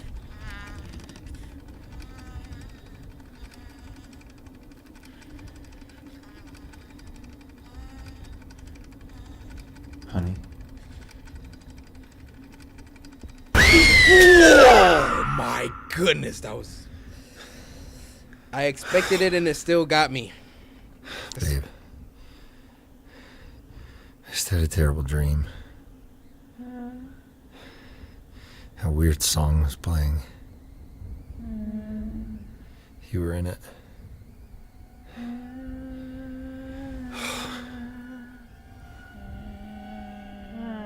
Oh!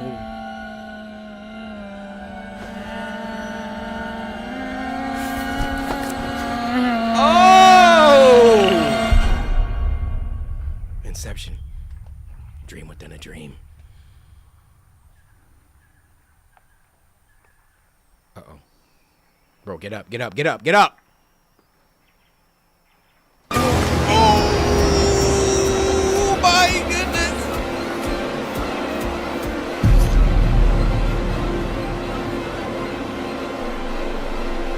Is it Insidious? His power lies in this chant. 3 simple rhythmic notes all in a row.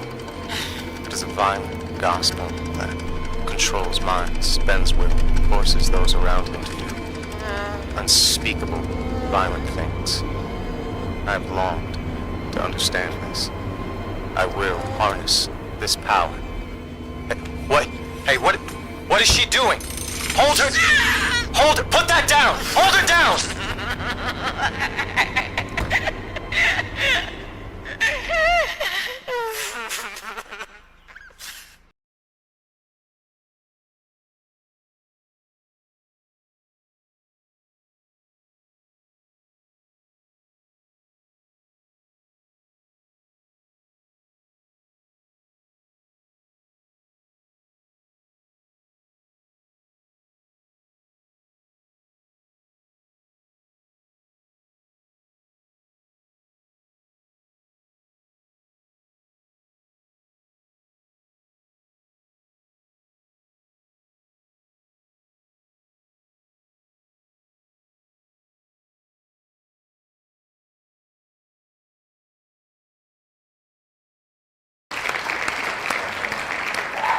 Aaron, well played. Like, she's the only one who like didn't like unlife herself from listening to the record. It was more like something went inside her and like now it inhabits her, and it can like turn on and off, because the other suckers, like, they just died. She listened to it, committed a murder, and then took it with her and left. Now this next one is old, but I finally got the permission to react to it. So shout out to you, Nightmare Tales. It's called The Diner. It's uploaded by Nightmare Tales. This was sent to us by Marty on Twitter. So Marty, I appreciate you. This is your shout out. This is your time, Marty. To all the Martys across the world. Nightmare Tales. Black Steel Diner. On a cold, dark night, around 2 in the morning, a young man and his father sat in a remote 24-hour diner waiting to be served. This narrator got a nice voice. Guys, low-key, I feel like I have a great like narration voice. Like, check me out. There was a man. Stop making me laugh. The older man, who was sadly, slowly going senile, had insisted on going out for some soup. Not having the energy to argue, the son took him out, for at least this way his father would be happy, and then he could get some peace and quiet. Yeah. The waiter walked over, welcomed them to the diner, and then asked if they were ready to order, to which they replied they were. That looked The crazy. waiter recommended for them to try the burgers. Waiter look crazy. Best in the West, he said, with a smile that made their skin crawl. They declined and proceeded to order what they came for. The old man ordered tomato soup, and the son a coffee. When the waiter walked away, the son asked his father if he had thought the waiter looked familiar. Not surprisingly, the father said he had never seen him before. But why? He asked. The son proceeded to tell him that he thought he looked a lot like a man he saw on the news that was wanted for murder in another state. But he could easily be mistaken. This made the father quite uncomfortable, so he told his son to shut up and change the subject. Instead, the son then got up, told his father he was going to the bathroom and would be back in a minute. Uh-oh. The father waited and waited. Almost 15 minutes had passed, and his son hadn't returned. Bro, go check on him. He also hadn't seen the waiter again. Where was his son? And where was his soup? Just as he finished asking himself, Where's my son? But more importantly, where's my soup? this, the waiter appeared with the soup. Oh, that's blood. Well, you took your time with that, the old man said. Dang. I'm sorry, sir, said the waiter. Old people We had some don't play. issues in the kitchen. Where's my son? The old man asked the waiter. Oh, I'm sure he's not far. I have a feeling you'll be seeing him really soon. And with this, he placed the bowl down on the table with a smile that would have given anyone the creeps. The old man turned to his soup and then dipped his spoon in to take his first mouthful. As he lifted the spoon, something else came with it. Oh! Some glasses. What the hell? He thought to himself. A horrible chill ran through his body when he realized whose glasses they were. His son's. The old man looked across at the waiter and was overcome with rage when he saw the waiter's sickly grin staring back about at to him. die now. He grabbed a knife, leapt out of his seat and stabbed the waiter in the chest. The blade went straight through his heart, and while bleeding profusely all over the floor, he died. Right at this moment, the son appeared from the kitchen and screamed at his father, "No! What have you done? It was a prank. We were playing a prank." The old man couldn't believe what he was hearing. A prank? But he's a... Oh my God, he thought to himself as the reality quickly set in. I've killed him. The father and son had to act quickly. They grabbed the body and decided to stash it in the cool room. Yo! No! Call the police! No, that's on y'all, alright? That ain't on the dad! To buy them some time. They would then clean the floor Y'all and play too disappear much. as if they had never been there. Y'all princes everywhere. Perfect, they thought. There were no witnesses and no one to stop them. Well, that's what they thought, until they slid back the door to the cool room and were greeted by a sight so shocking it made both of them wish they were dead. They had disturbed the waiter's brother, hard at work, making meat for burgers. The best in the West, apparently. Not that they would ever know.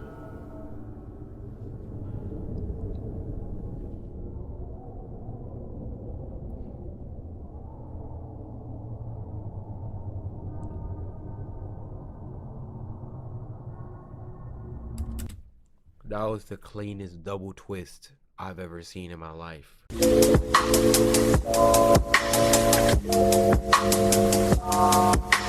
Now this next one is called Mermaids, and it was uploaded by the GOAT himself, David Ramiro. If y'all don't know who David Ramiro is, I'm talking Pleasant Inn.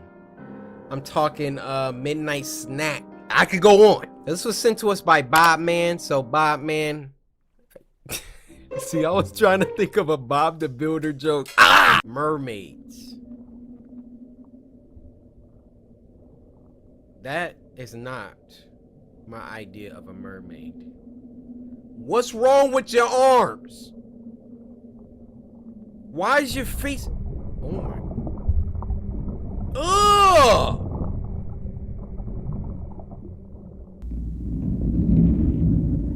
Oh my... Guys, whatever you thought mermaids looked like was wrong. Crud sound effects? No. Oh! That was just a loud noise, that's all. What is that? What is that?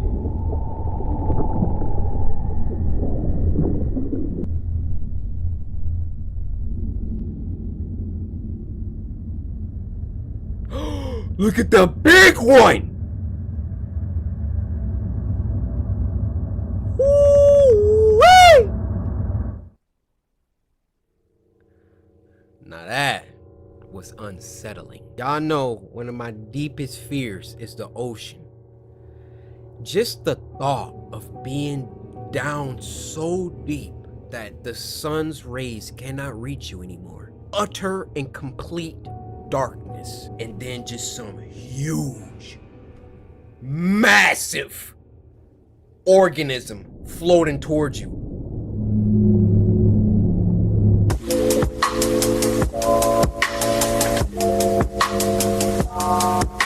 Now this next one is called Night Security Training Video, and I'm a little hyped and I'm a little biased. The thumbnail was Freddy Fazbear, so I know this has to do with FNAF. It was uploaded by Squimpus McGrimpus, one of the most fire YouTube names I ever heard. Now this was sent to us by Fate Niens. By the way, I don't know how. By the way, I don't know how I'm supposed to be saying that. He also said, whenever you see this, better slice that like button. I think he was talking to y'all on that one. Go ahead and do it.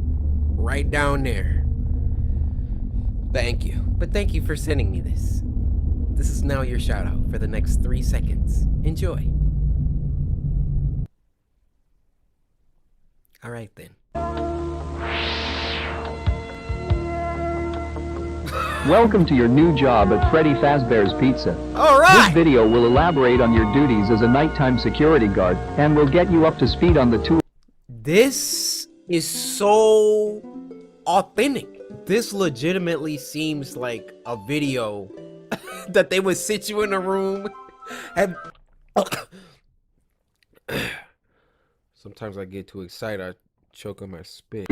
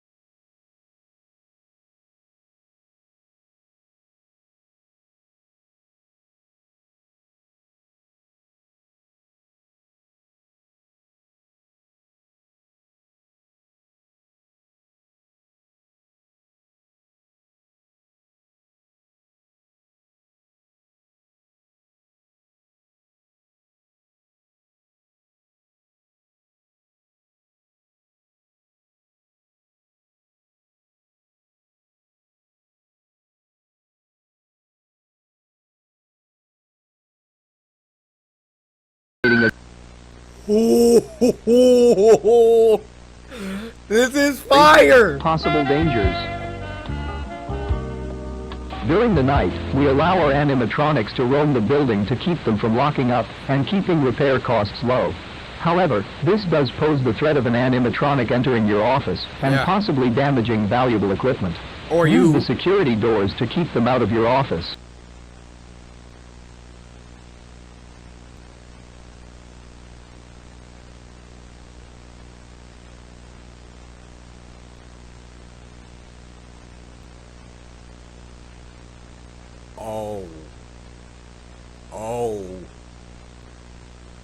Whoa, the hidden room in the back room hallway, the boards broke. I gotta pause this, guys. Boards break them. I'm in there. I'm in there. Michael, your father. I'm your father. I want to talk to you. I only want to see my boy. The lore is escaping me. Michael Afton? So that means if the father was talking, this is William Afton. I'm in there, Michael. Yo, this is crazy, dude.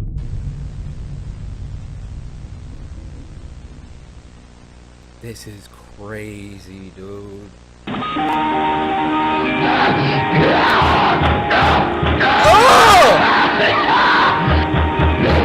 Michael!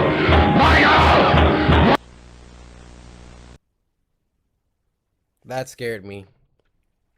I think I'm gonna have to give y'all a 10 this week just cause that video.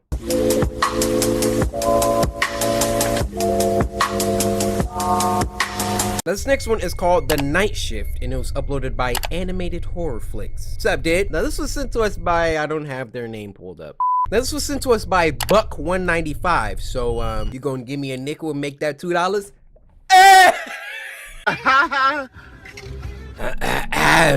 The Animated Horror Flicks presents. Just reaching for my water bottle. The Night Shift. Whenever it's a night shift of anything, it's gonna be good, man. Facts. I don't usually hold back when it comes to talking about my job, which was working security at the sub-level of a local hospital. Okay. You'd be surprised to know how common break-ins were at that place. Oh. Which usually ended up being a couple of junkies trying to get high on some of the weird chemicals that were being kept in the labs. Nah.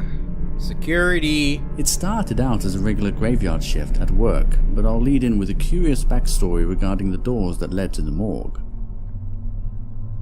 In order to keep the place more sanitized, they had recently installed sliding doors that would automatically open if someone passed in front of them. I like this animation. Thus removing the need to touch any handles or doorknobs, and prevent anyone from leaving the doors open by accident. There wasn't anything really unique about the sliding doors, except for the fact that they would sometimes open and close by themselves. Oh, heck no. That by itself didn't seem like such a big deal, since this could have been caused by something small such as a moth flying in front of the sensor. Until one night, I realized that it would always happen at the same time. Oh! Every night, at exactly 3 AM, the doors would open for a few seconds and then close. It's creepy. It's a demon! I was convinced that the doors had been programmed with some kind of time-based trigger, but when I contacted the company that installed the doors, They told me that it wasn't possible since the doors were designed only to open when the sensors were triggered or forced open manually. Well, it's not the So latter. it continued without any explanation for a long time after that and became sort of a ritual for me and my co-workers to watch the doors open and close on the monitors every night. Usually there would be at least 2 guards on duty, but that night I ended up working the graveyard shift by myself because the other security guard suddenly became ill and there wasn't enough time to find a temp who could fill in at such short notice. Okay. Not good. Just to be clear, I had been working as a security guard for a long time, so I was no stranger to danger and I wasn't worried about working alone at night. Besides, the work was pretty straightforward. All I had to do is make sure all the doors were locked and secured and keep a close eye on the monitors. That's all you ever have to do. Sounds easy enough, but let me tell you something that's going to make it a little bit easier for you. Let me bring something to work that's going to make it a little bit easier.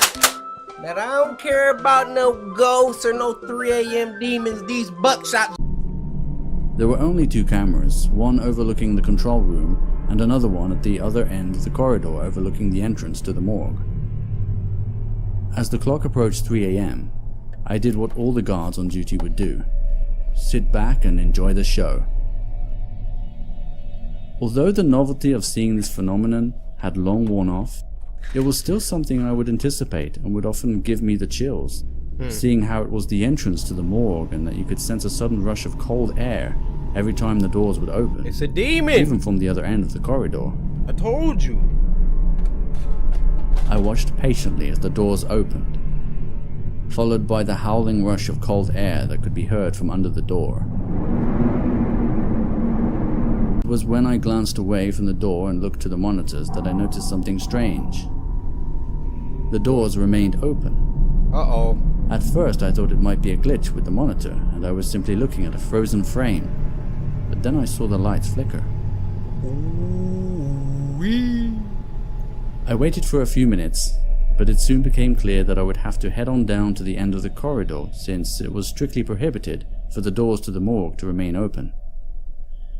As I stepped out into the corridor, I acknowledged a significant drop in temperature, which I knew was going to get considerably worse as I approached the morgue. Get the heater out. I gradually made my way down the corridor and turned the corner that ultimately led me to the sliding doors. Draw your weapon, I had sir! hoped that the doors might have closed by the time I got there, but just as I had seen on the monitor, the doors were in fact still open and the camera was functioning normally. Only when I turned my back to observe the corridor did the doors finally close, which was quickly accompanied by a cold chill in the air. Uh-oh.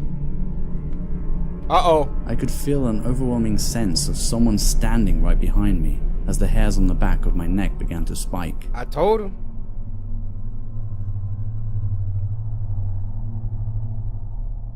Then he gonna turn around like, bro, soon as I feel somebody behind, hey! I don't waste any time. If you are in a situation and you feel somebody behind you and you turning around like these,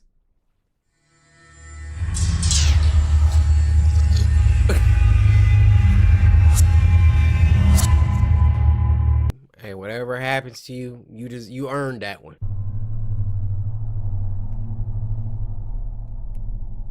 But it turned out to be more of the same eerie silence as before. Since the doors had already closed without having to actually enter the morgue, I considered myself fortunate and hurried back to the control room to make sure nothing else was out of place. I closed the door and locked it from the inside, and for a moment I was expecting it to be business as usual as I sat back down in front of the monitors. But after taking a quick sip of my coffee, I realized the coffee was stone cold. Not just lukewarm as you would expect, but genuinely chilled. I hadn't been away from the desk for that long, so it didn't make much sense at all. But then I remembered that I had felt that same chill before at the other end of that corridor. Out of curiosity, I decided to rewind the security footage back to when I approached the doors to see if I could spot anything out of the ordinary, which is when I witnessed something that I simply couldn't explain. What? There was a girl standing in front of the doors behind me. I couldn't really make out her face due to her long black hair, that was a stark contrast to the white gown she was wearing. She just stood there staring right at me and then walked towards the exit. To this day, I can't explain it, because I had just been there and I hadn't seen anyone. It was when I checked the other camera overlooking the entrance to the control room that really sent a chill down my spine and still gives me nightmares to this day.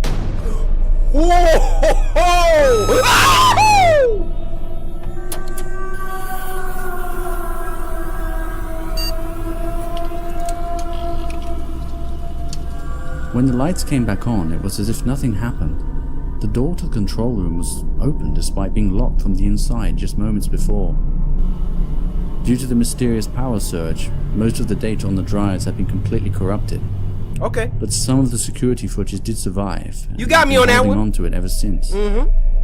I guess now would be the time to ask yourself, do you believe in ghosts? That was clean. That was clean.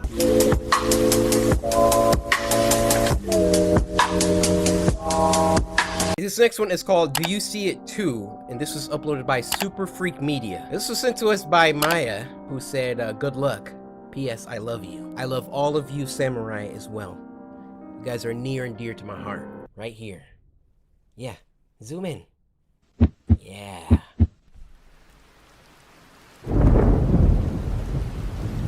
Woo. Setting the tone.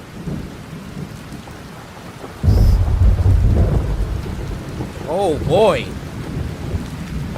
Buckle up. Oh my gosh.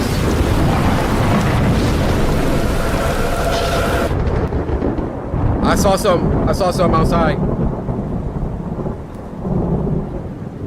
How to interpret dreams.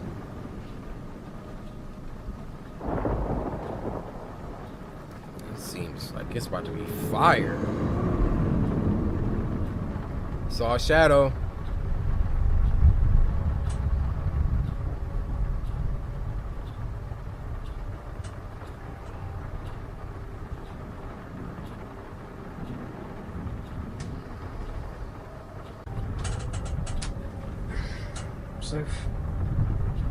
Sit back, dreaming.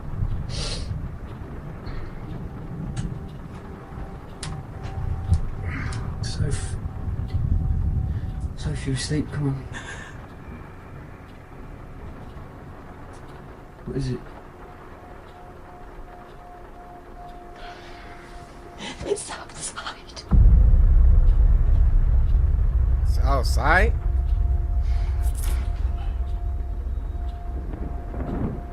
Nah, I'm going back to sleep. I ain't doing this right now. Getting closer.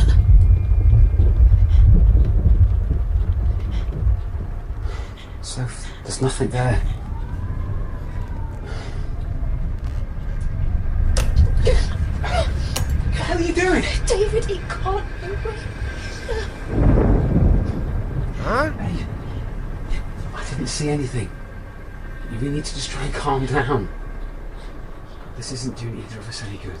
Let's just try and go back to sleep. Yeah?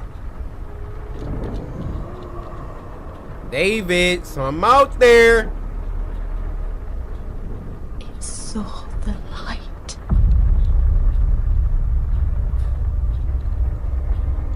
What did? Sophie, what did? It's trying to get in. Oh God, how did you not see it?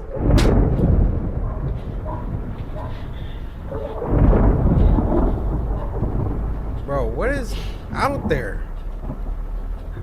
There's nothing there. You were just dreaming. David.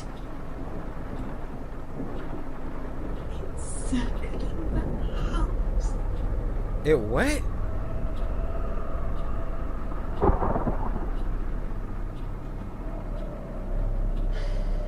See, I'm getting us up out of there. Pack your stuff. It's standing by the back door. Up. It's gonna get in. We're going through the front door then. Look at me. Look at me. Sophie. Nothing is gonna get in here. You're safe. Ooh. safe, huh? Knows we're here. You ain't safe. No. And I just farted from that jump scare.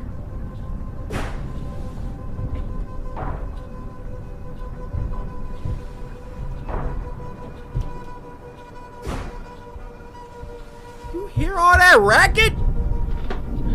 Call the police. We need to call Ghostbusters.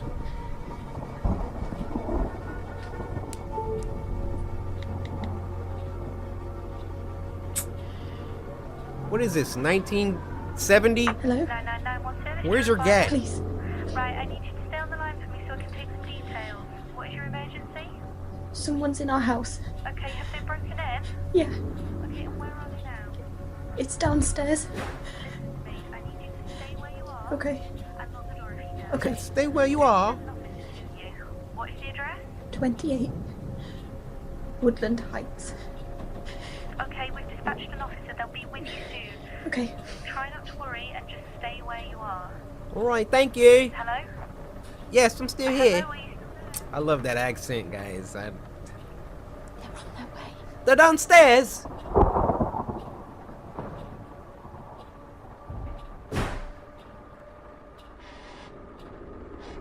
Are you stepping on mouse traps down there?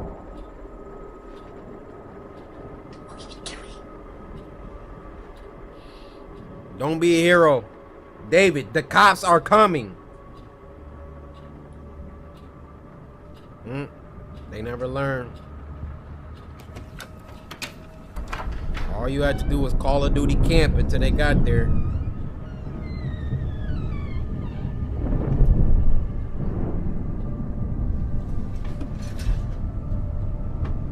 I got this.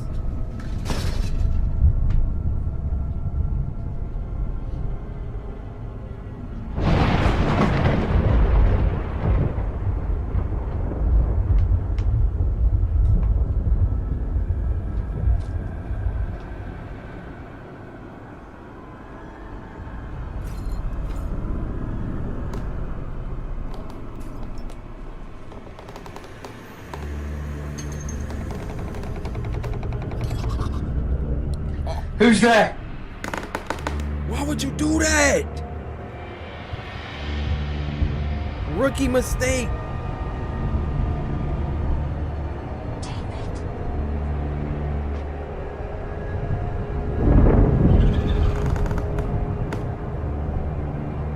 The police are on their way.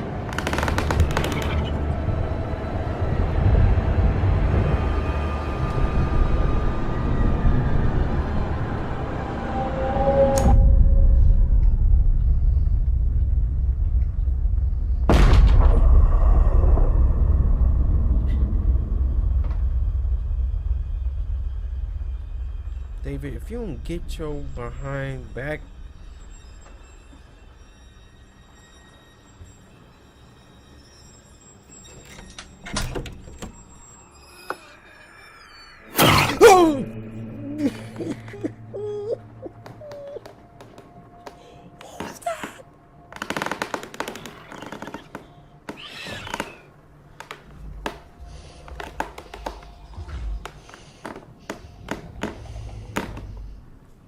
Get out of there. Oh! Oh no.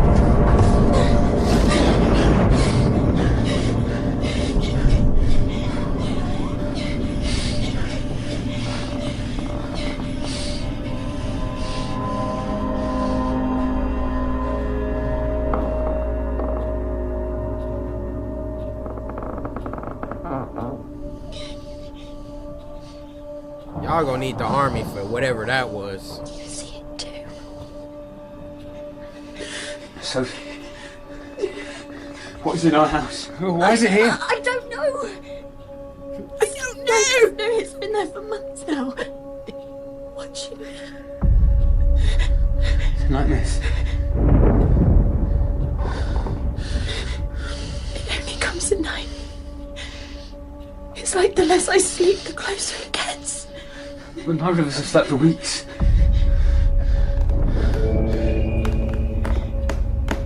Is Is that a lock on that door?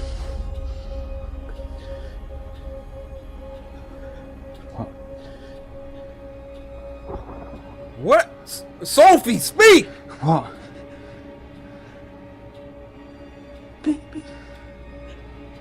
Maybe it was never coming for me. Oh, don't say that. The door was unlocked! Come on! Yep, see? What are you waiting for? Get that killer instinct, David!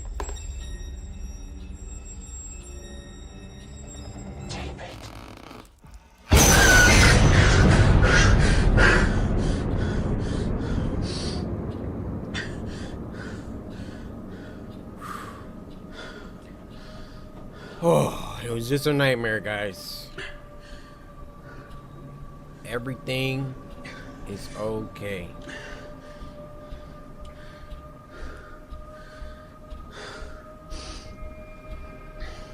I would have had to turn on the PlayStation at that point, because I ain't going back to sleep.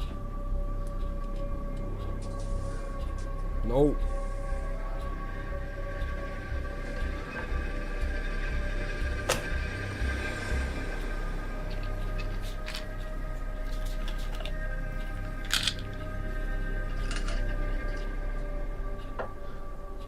Bro, it's a jump scare.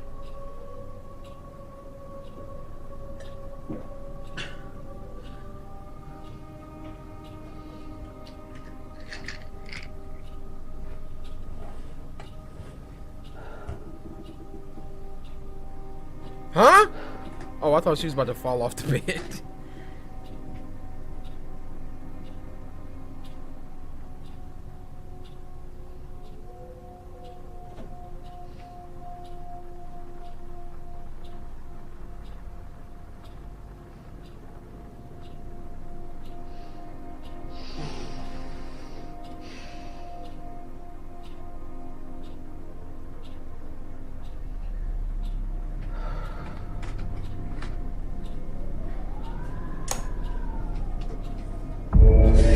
Oh my God!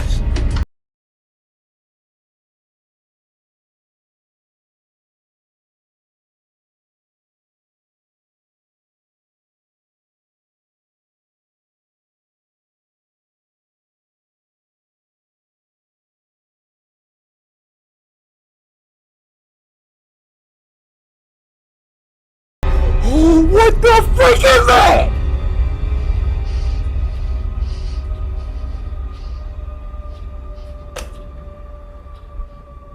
Don't, David. Don't, David. Come on, David. What you doing? He gonna get closer.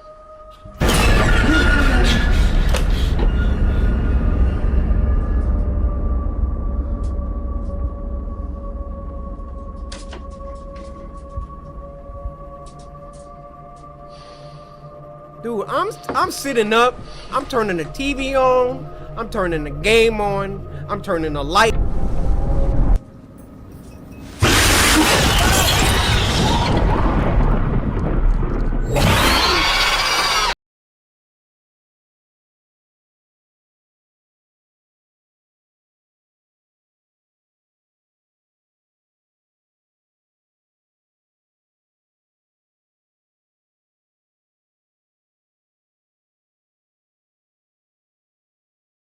In and out. This next video is called Crooked Rot, and it was uploaded by David Firth, creator of Salad Fingers, who I think we reacted to once before. This was sent to us by Olivia, who said just binge watch Spooky Scary Sunday and Samurai Slice that like button, of course.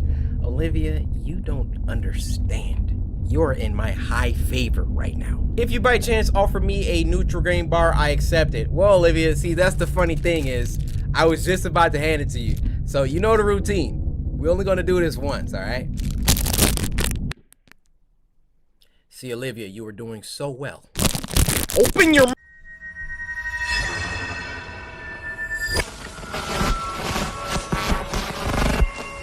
What do you got us watching, Olivia? What is this? What is this?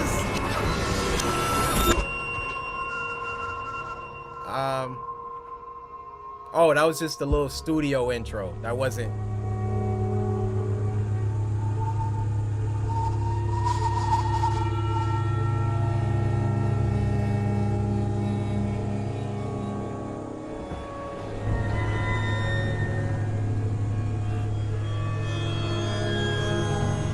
This about to be nightmare fuel.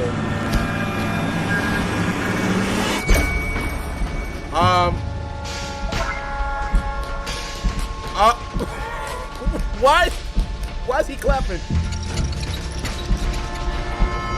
What the frick is this?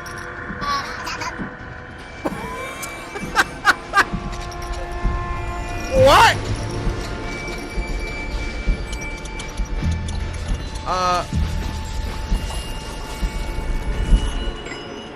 What kind of fever dream are we having?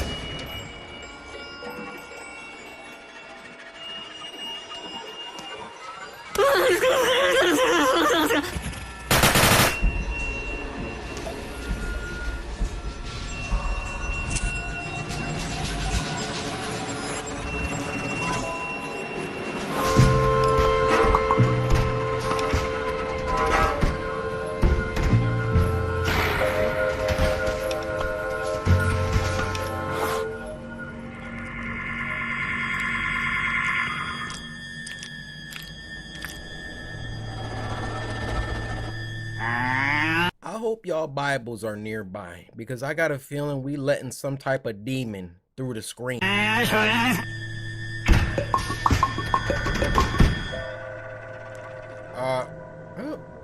why are you salivating? What?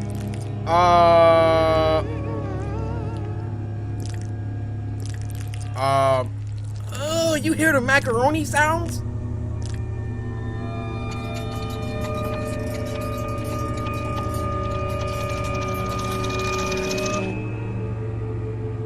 What the? Bro, I'm still. What do you got us watching, Olivia? What is this? Like, for real? I'm not playing anymore, Olivia. What is this?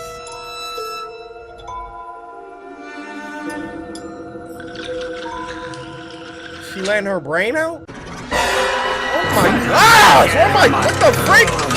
Bro! Relax! It's like a jab.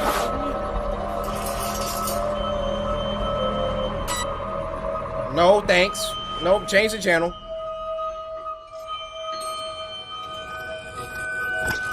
Yo, can we end this? Like...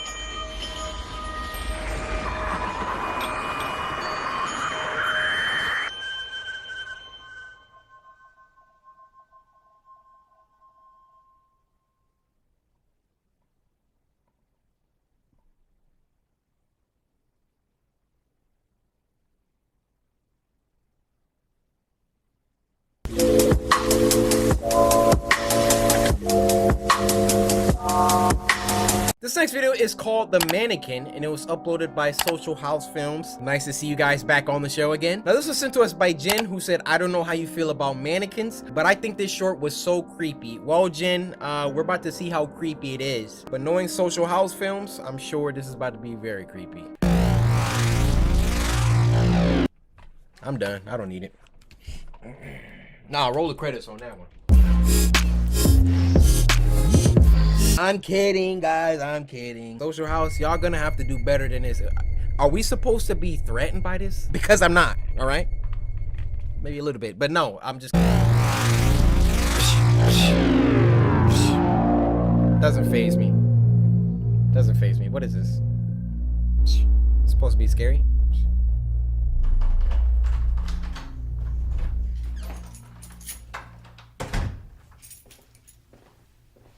It's our girl.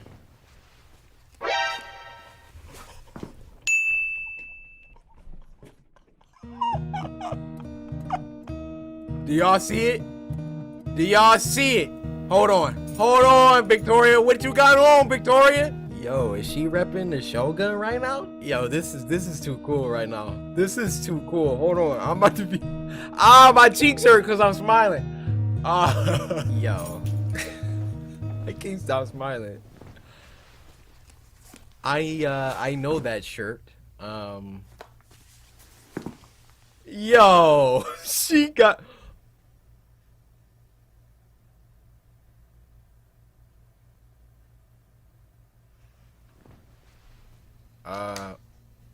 Is that not yours? Because she looking like she never seen that thing before in her life. Look at her shirt, dude. Oh my. Oh, look at her shirt! Alright, okay, I'm sorry. My name is in this video. I liken their stuff to like AAA studio movies, alright? So my shirt is literally in a movie right now. Alright, I'm not pausing anymore. It looks good on you, Victoria, by the way. Ouija board? You didn't see.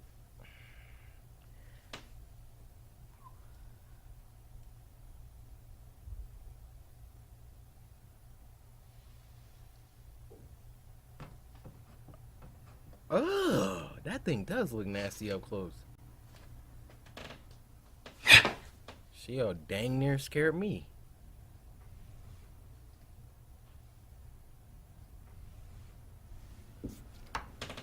Okay.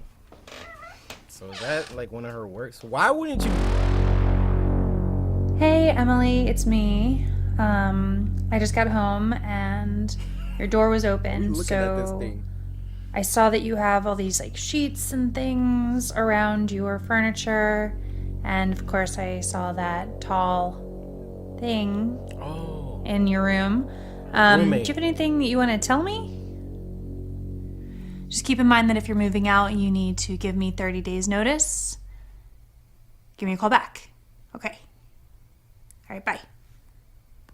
Yeah, I would have closed her door right up. You know about to have this thing staring at me?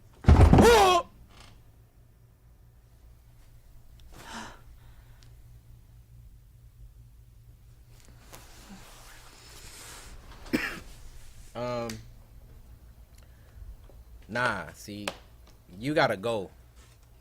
You gotta go.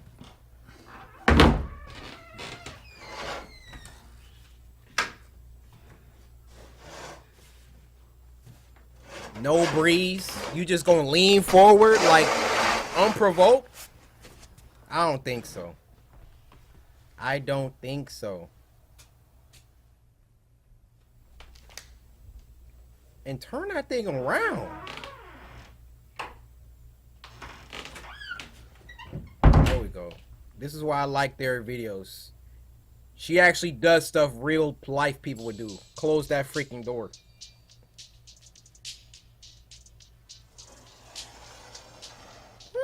I wonder what's sliding around in there. Yeah, I'm gonna take that off.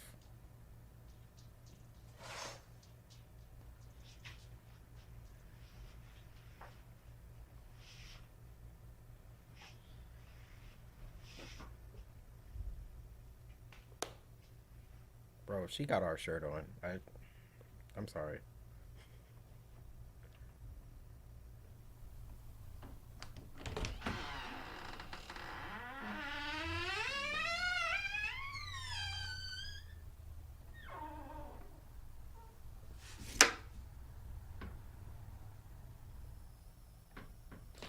About the ugliest thing I'd have ever seen. Sorry. You're too creepy to stay inside tonight. There we go. Oh, she taking it outside. See, if it was me, I would have deconstructed it. Wow. Took the arm off, the head, the leg. I would have put them all in separate parts of the house, all right? Why that door closing? Why that door closing? Why is that? Ooh. Ooh.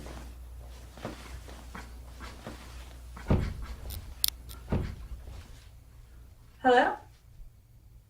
Emily?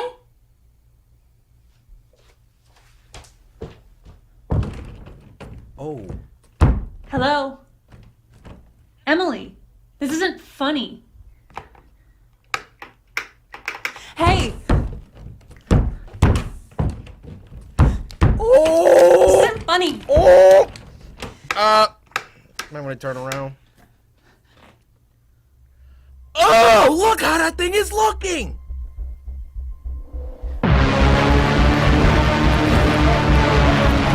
What the heck?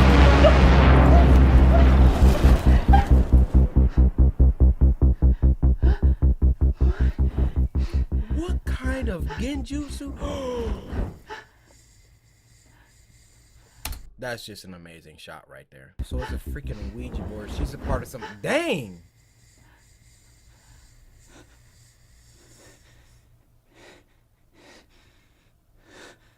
Why?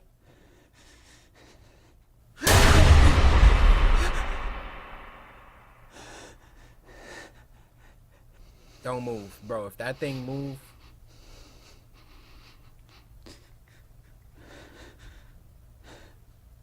Oh my gosh.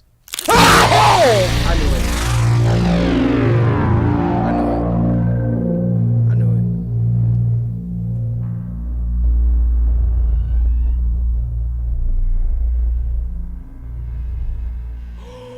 What? Oh!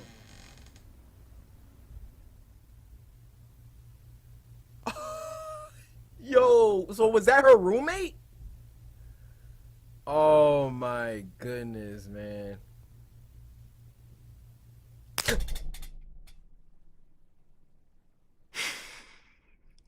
That's what the tweet says, stay to the end. Social House, they've been on the channel for a little while now. They probably been in about 4, maybe 5 Spooky Scary Sundays. This one is my favorite for obvious reasons, but also there's a reason why we keep coming back to them.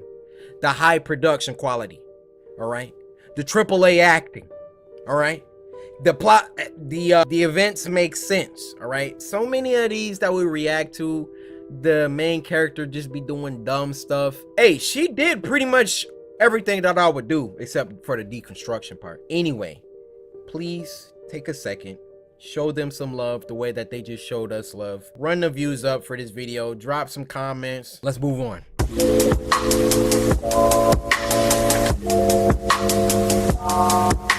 This next video is called Brand New Beginnings FNAF VHS, and it was uploaded by Joe Lonick. Now this was sent to us by Hi, who said this is the scariest FNAF tape they've ever seen and I will love it. You better. Well dang, what happens if I don't? So I'm gonna need y'all to forget that ever happened. I didn't just Harlem shake to whatever the freak popped up on my screen, whatever that was. Let's just act like I wasn't fazed by that. Let's rewind that. Okay, first time watching this. Due to the closure of Fredbear's Family Diner, Fazbear Entertainment have bought out the kids' restaurant to rebrand it as Freddy Jr.'s, planned out to open near the fall of 1984. Any previous employees from Fredbear's will not be allowed to enter the building due to... That was abrupt. The new cast of characters are the more enhanced... Oh, they cut it out! They cut it out! I get it. Due to some kids dying and blah, blah, blah, blah. Let's continue on. Wow. Yo, this is just making me so hyped for a freaking security breach. I haven't played FNAF in years. Crew from Fredbear's, with facial recognition, advanced mobility, and most importantly, allowing the animatronics to roam the building to entertain kids anywhere inside. Great. The original cast of characters will be stored in the parts and service room at the back of the restaurant. The original cast will provide parts to save on cost after spending a small fortune on the new cast. Okay. This is also the same for security. The office which your night guards will be working in has no doors, no heating, no sanity, no love, no help, no family, no home, no criminals, no criminals, no criminals, no criminals, no, not the criminals no thing. Oh my gosh.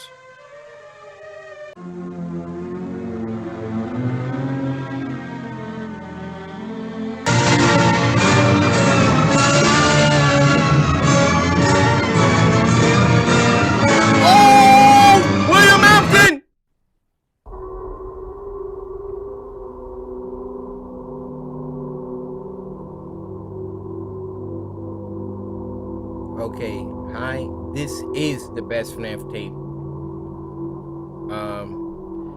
Squimpus McGrimpus. This is on that level. Leon. Charlie. The kids. Cave? Y'all ever known anybody named Cave? We're sorry for what we've done. Oh my gosh, bro. End it, please. I don't need another one. Y'all done got me about 3 times, but we're not sorry for your friend. Who? He will get what he deserves. A pat on the back? Did they move? I'm glad I... Yo, Joe Lonick? I'm a golf clap you. You got my respect. Now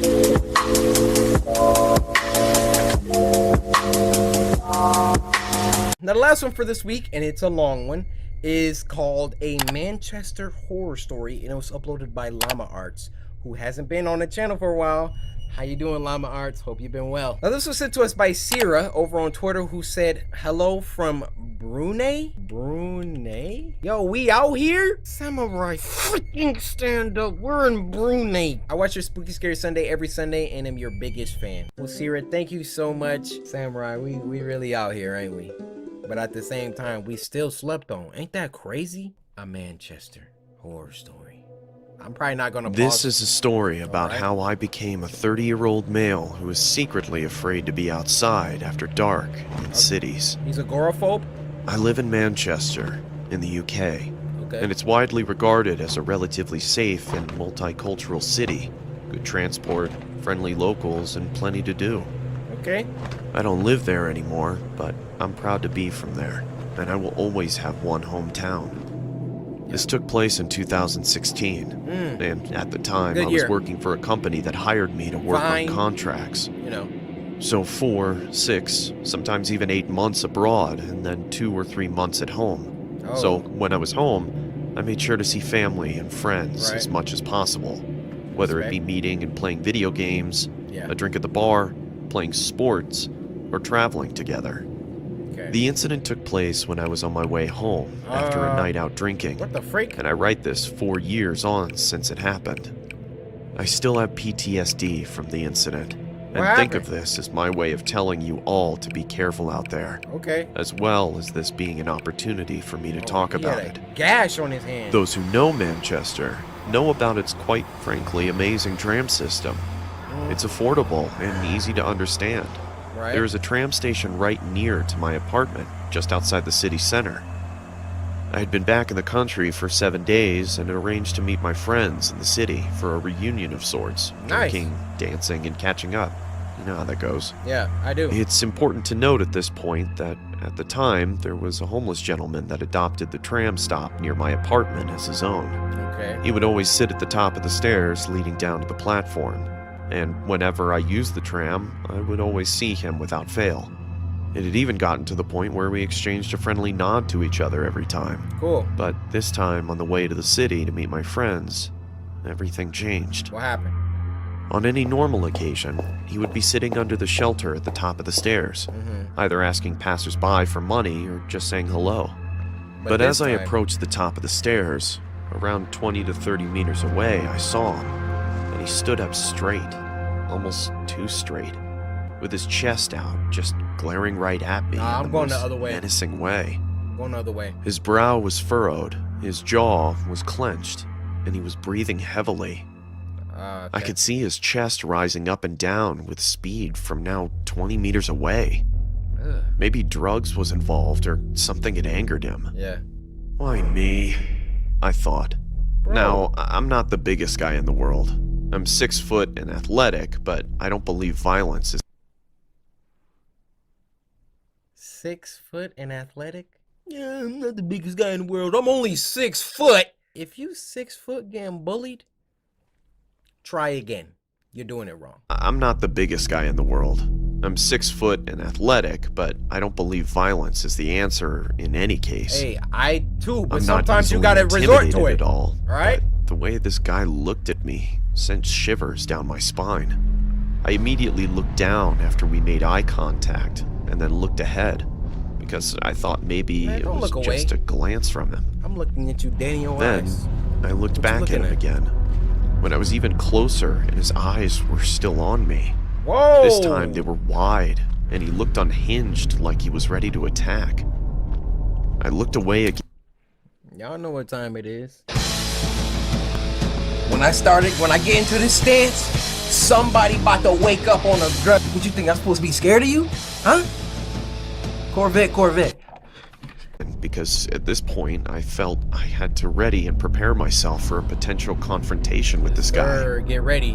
Don't When look I was away, close man. to him, I looked back again, and he took a step forward, watching my every move, looking me up and down as if he was assessing my weaknesses. As I approached the top of the staircase, he was turning his head as I moved. I knew that this was not normal behavior from him, or anyone for that matter. I thought I have to address this, because he's freaking me out. You already passed so I him. stopped, met his gaze, and pointed my body towards him just before I went down the stairs. And I calmly asked him, "Is everything okay, mate? Can I help you with something?" Nothing. I got absolutely nothing as he looked into my eyes. I could hear his fast breathing at this point through his nose, and he looked like he was having some sort of episode. So I moved on and quickly went down the stairs. Get out of there, man. What the f has gotten into this guy? I thought. I almost felt bad for him.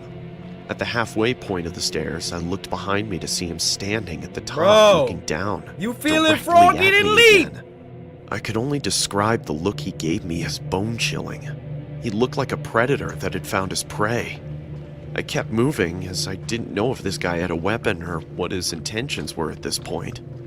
When I got to the bottom of the stairs, I turned around again. And to my shock, he had walked 4 to 5 steps down, still standing and glaring at me with the same disturbed and angered look. He was clearly stalking me now. Yeah. I could feel my heartbeat in my ears, and sweat was forming on my forehead and palms. Luckily for me, the platform was very busy, and the tram I needed to catch was approaching. So I quickly immersed myself amongst the crowd of people getting onto the tram and found a seat. Bet. Wouldn't you know it? Simpsons. When I sat down and the tram started moving, I looked back towards the bottom of the staircase, and there he was, just glaring at me with this horrific, sinister grin on his face. Who wronged you? I did not feel safe. The entire journey to the city, I felt on edge, anxious, and all I could do was think about that guy. When I eventually got there, my friends automatically picked up on the fact that I seemed a little off. Yeah. So I told them about the situation I was just in, which they just dismissed, saying that I was probably just being paranoid and that he'll be gone by the time I get back home. Well, why don't you come with me I then? agreed with them because I realized that he is usually only there during the daytime, so I enjoyed the night. We all drank, laughed, and even met some cute girls. Before I knew it, I was hammered, to the point where I had to look at my phone with one eye closed. My balance was off, and I felt like I could throw up at any second. It was around midnight and time to go home, so I said goodbye to my friends and arranged to meet the next weekend due to the success of this one. The last tram was approaching, and I had to run drunk as a skunk to make it in time. I got onto the tram, and when I got a seat and caught my breath, I remembered what happened at the tram station on the way back to the city. I felt sober suddenly, and I was honestly on the verge of an anxiety attack, until I remembered that I never usually see the guy late at night, which was comforting for the remainder of my journey. The tram arrived at my stop, and I got off. I just stood there for a second, surveying my surroundings. The platform was empty. The skies were clear, although dark. The air was warm, and the only sounds were the nearby traffic and the tram leaving the platform. I remember it like it was yesterday. I looked towards the bottom of the staircase and the platform leading to the street, and I took a deep breath. I approached the stairs and looked towards the top. Much to my relief, he wasn't there. He laying Stage down 1 up over. there, so you can't see Stage him. 2 was easy. Get to my building, which was about 150 meters away from the stairs. Okay. As I slowly walked up the stairs, trying to make as little noise as possible, my heart was in my throat. All I could think about was what I would do if he was there. Bro, But I he's was there, drunk right? and I didn't think fast enough. I arrived at the top and looked to my left, and what do you know? He's there. And as soon as I look at him, his head snaps, and he's looking me in the eyes with the same terrifying look, He's almost foaming at the mouth to like he's won a go prize. down. He stands up slowly and turns to face his body towards me. At this point, I realized how tall he was. Uh-oh. About 6'2". Huge gray 2 and inches dirty on you? beard. Nothing. Almost skinny with a lean body type. I was almost pissing myself. So to break the tension, I just nodded at him and told him, "Good night, mate." And I walked on quickly towards my apartment. I suddenly heard a deep, hoarse voice say, "You got any spare change?" Loud and obnoxious. Which I turned and replied quickly whilst I was walking backwards. Night. "No, mate. Sorry. Sorry. Have a good night, though." And walked on again. I was free, and my anxiety was disappearing. All I was thinking about was getting to my building as fast as possible. Then, I heard what felt like the loudest, most aggressive voice ever. "Hey!" I stopped, and I turned around Freak you so on. fast because he made me jump and scared me. He was holding a knife, and it was pointed directly towards me. Run. The nightmare scenario was playing out now, and I held my breath as he walked slowly towards me. Run! Oh, I he- was he kinda definitely drunk, huh? sober now, Oh, and no, I he's weighed not. up the options. Run. I run and take a risk, Yeah. or I start to negotiate with him. I thought, there is Negotiate? an ATM nearby, I can get some money and just go home. He was around 5 meters away, with the knife pointing towards Yeah, me. because you're letting him I walk wasn't towards going you. to let myself die like this. He then said, "I'm going to ask you again. Do you have any spare change?" No, I don't. I couldn't tell whether I wanted to throw up or cry, but I had to get out of this situation. No one else was around that I could see or hear, and it was on me to get out of this. I said to him, "Look, there is an ATM." I couldn't even finish my sentence, because he had thrown the knife at my face. Oh! It hit me Wow! just above my eye, cutting me on my eyebrow, taking a chunk of skin clean off, and there was blood in my eye, partially blinding me, and there was blood all over my face almost immediately. I was blinded and breathless. I fell to one knee in shock, and I barely saw the knife in front of me on the ground through my drunken, shocked, and partially blinded state. So I reached for it as fast as I could. But it was too late. He had already picked it up and tackled me to the ground. I yelled a guttural and deep shout for help down the street as he tackled me, holding the knife. A sound I didn't know I was capable of making. But the This dude says some. That's the only sound that will probably just come out of you in an emergency situation. You never knew you could make that sound. Did you hear what I just produced? Never in my life have I made that sound. adrenaline was coursing through my veins now. He had the knife in his right hand and plunged it down towards my face. Oh. And the only thing I could do was put my hand away. I screamed in pain as the guy was on top of me. He had put the knife clean through my hand, in between the knuckles of my middle and index fingers to be specific. I started to push back. Get and me! realizing how much stronger I was than him. Get me! The tip of the blade was about 5 inches from my face, and then a miracle happened. I heard the voices of a group of people yelling, "Hey, stop!" accompanied with their fast-running feet towards me on the tarmac. The guy's grip on the knife was weak suddenly, and he looked behind himself, clearly seeing the group approaching. They shouted again, yelling, "Get off him!" and he jumped off of me. Unfortunately for me, he took the knife with him and ripped it out of my hands as he jumped to his feet and swiftly ran into the nearby woods. There were 5 people in total who came to my rescue. 2 of them initially chased the guy into the woods before I shouted. "No, he has a knife!" And hearing me say this, they let him go and started to call the police. That dude look like Naruto. This incident changed me for the better, and I wake up every day appreciating everything in my life. After the incident, I was rushed to the hospital and I had surgery to reattach the nerves in my hand 2 days later. The guy who attacked me is in prison now for attempted murder. Good. The police showed after the incident within 5 minutes, and full credit to them. They found the guy hiding in the woods, still holding the knife behind a tree, and they managed to subdue and arrest him on the spot. He was on a cocktail of drugs, and he openly admitted to the police that he fully intended to kill me if he had the opportunity. But this incident was simultaneously the best and worst thing that ever happened to me. How? The best, because I appreciate life so much more now. I talk to those I love every single day. All life is precious. Tomorrow is not guaranteed, and we are all mortal. Stay safe and alert, and do not waste a moment, as you don't know who's going to be waiting around the corner. Yo, he was speaking facts at the end, though. That was amazing.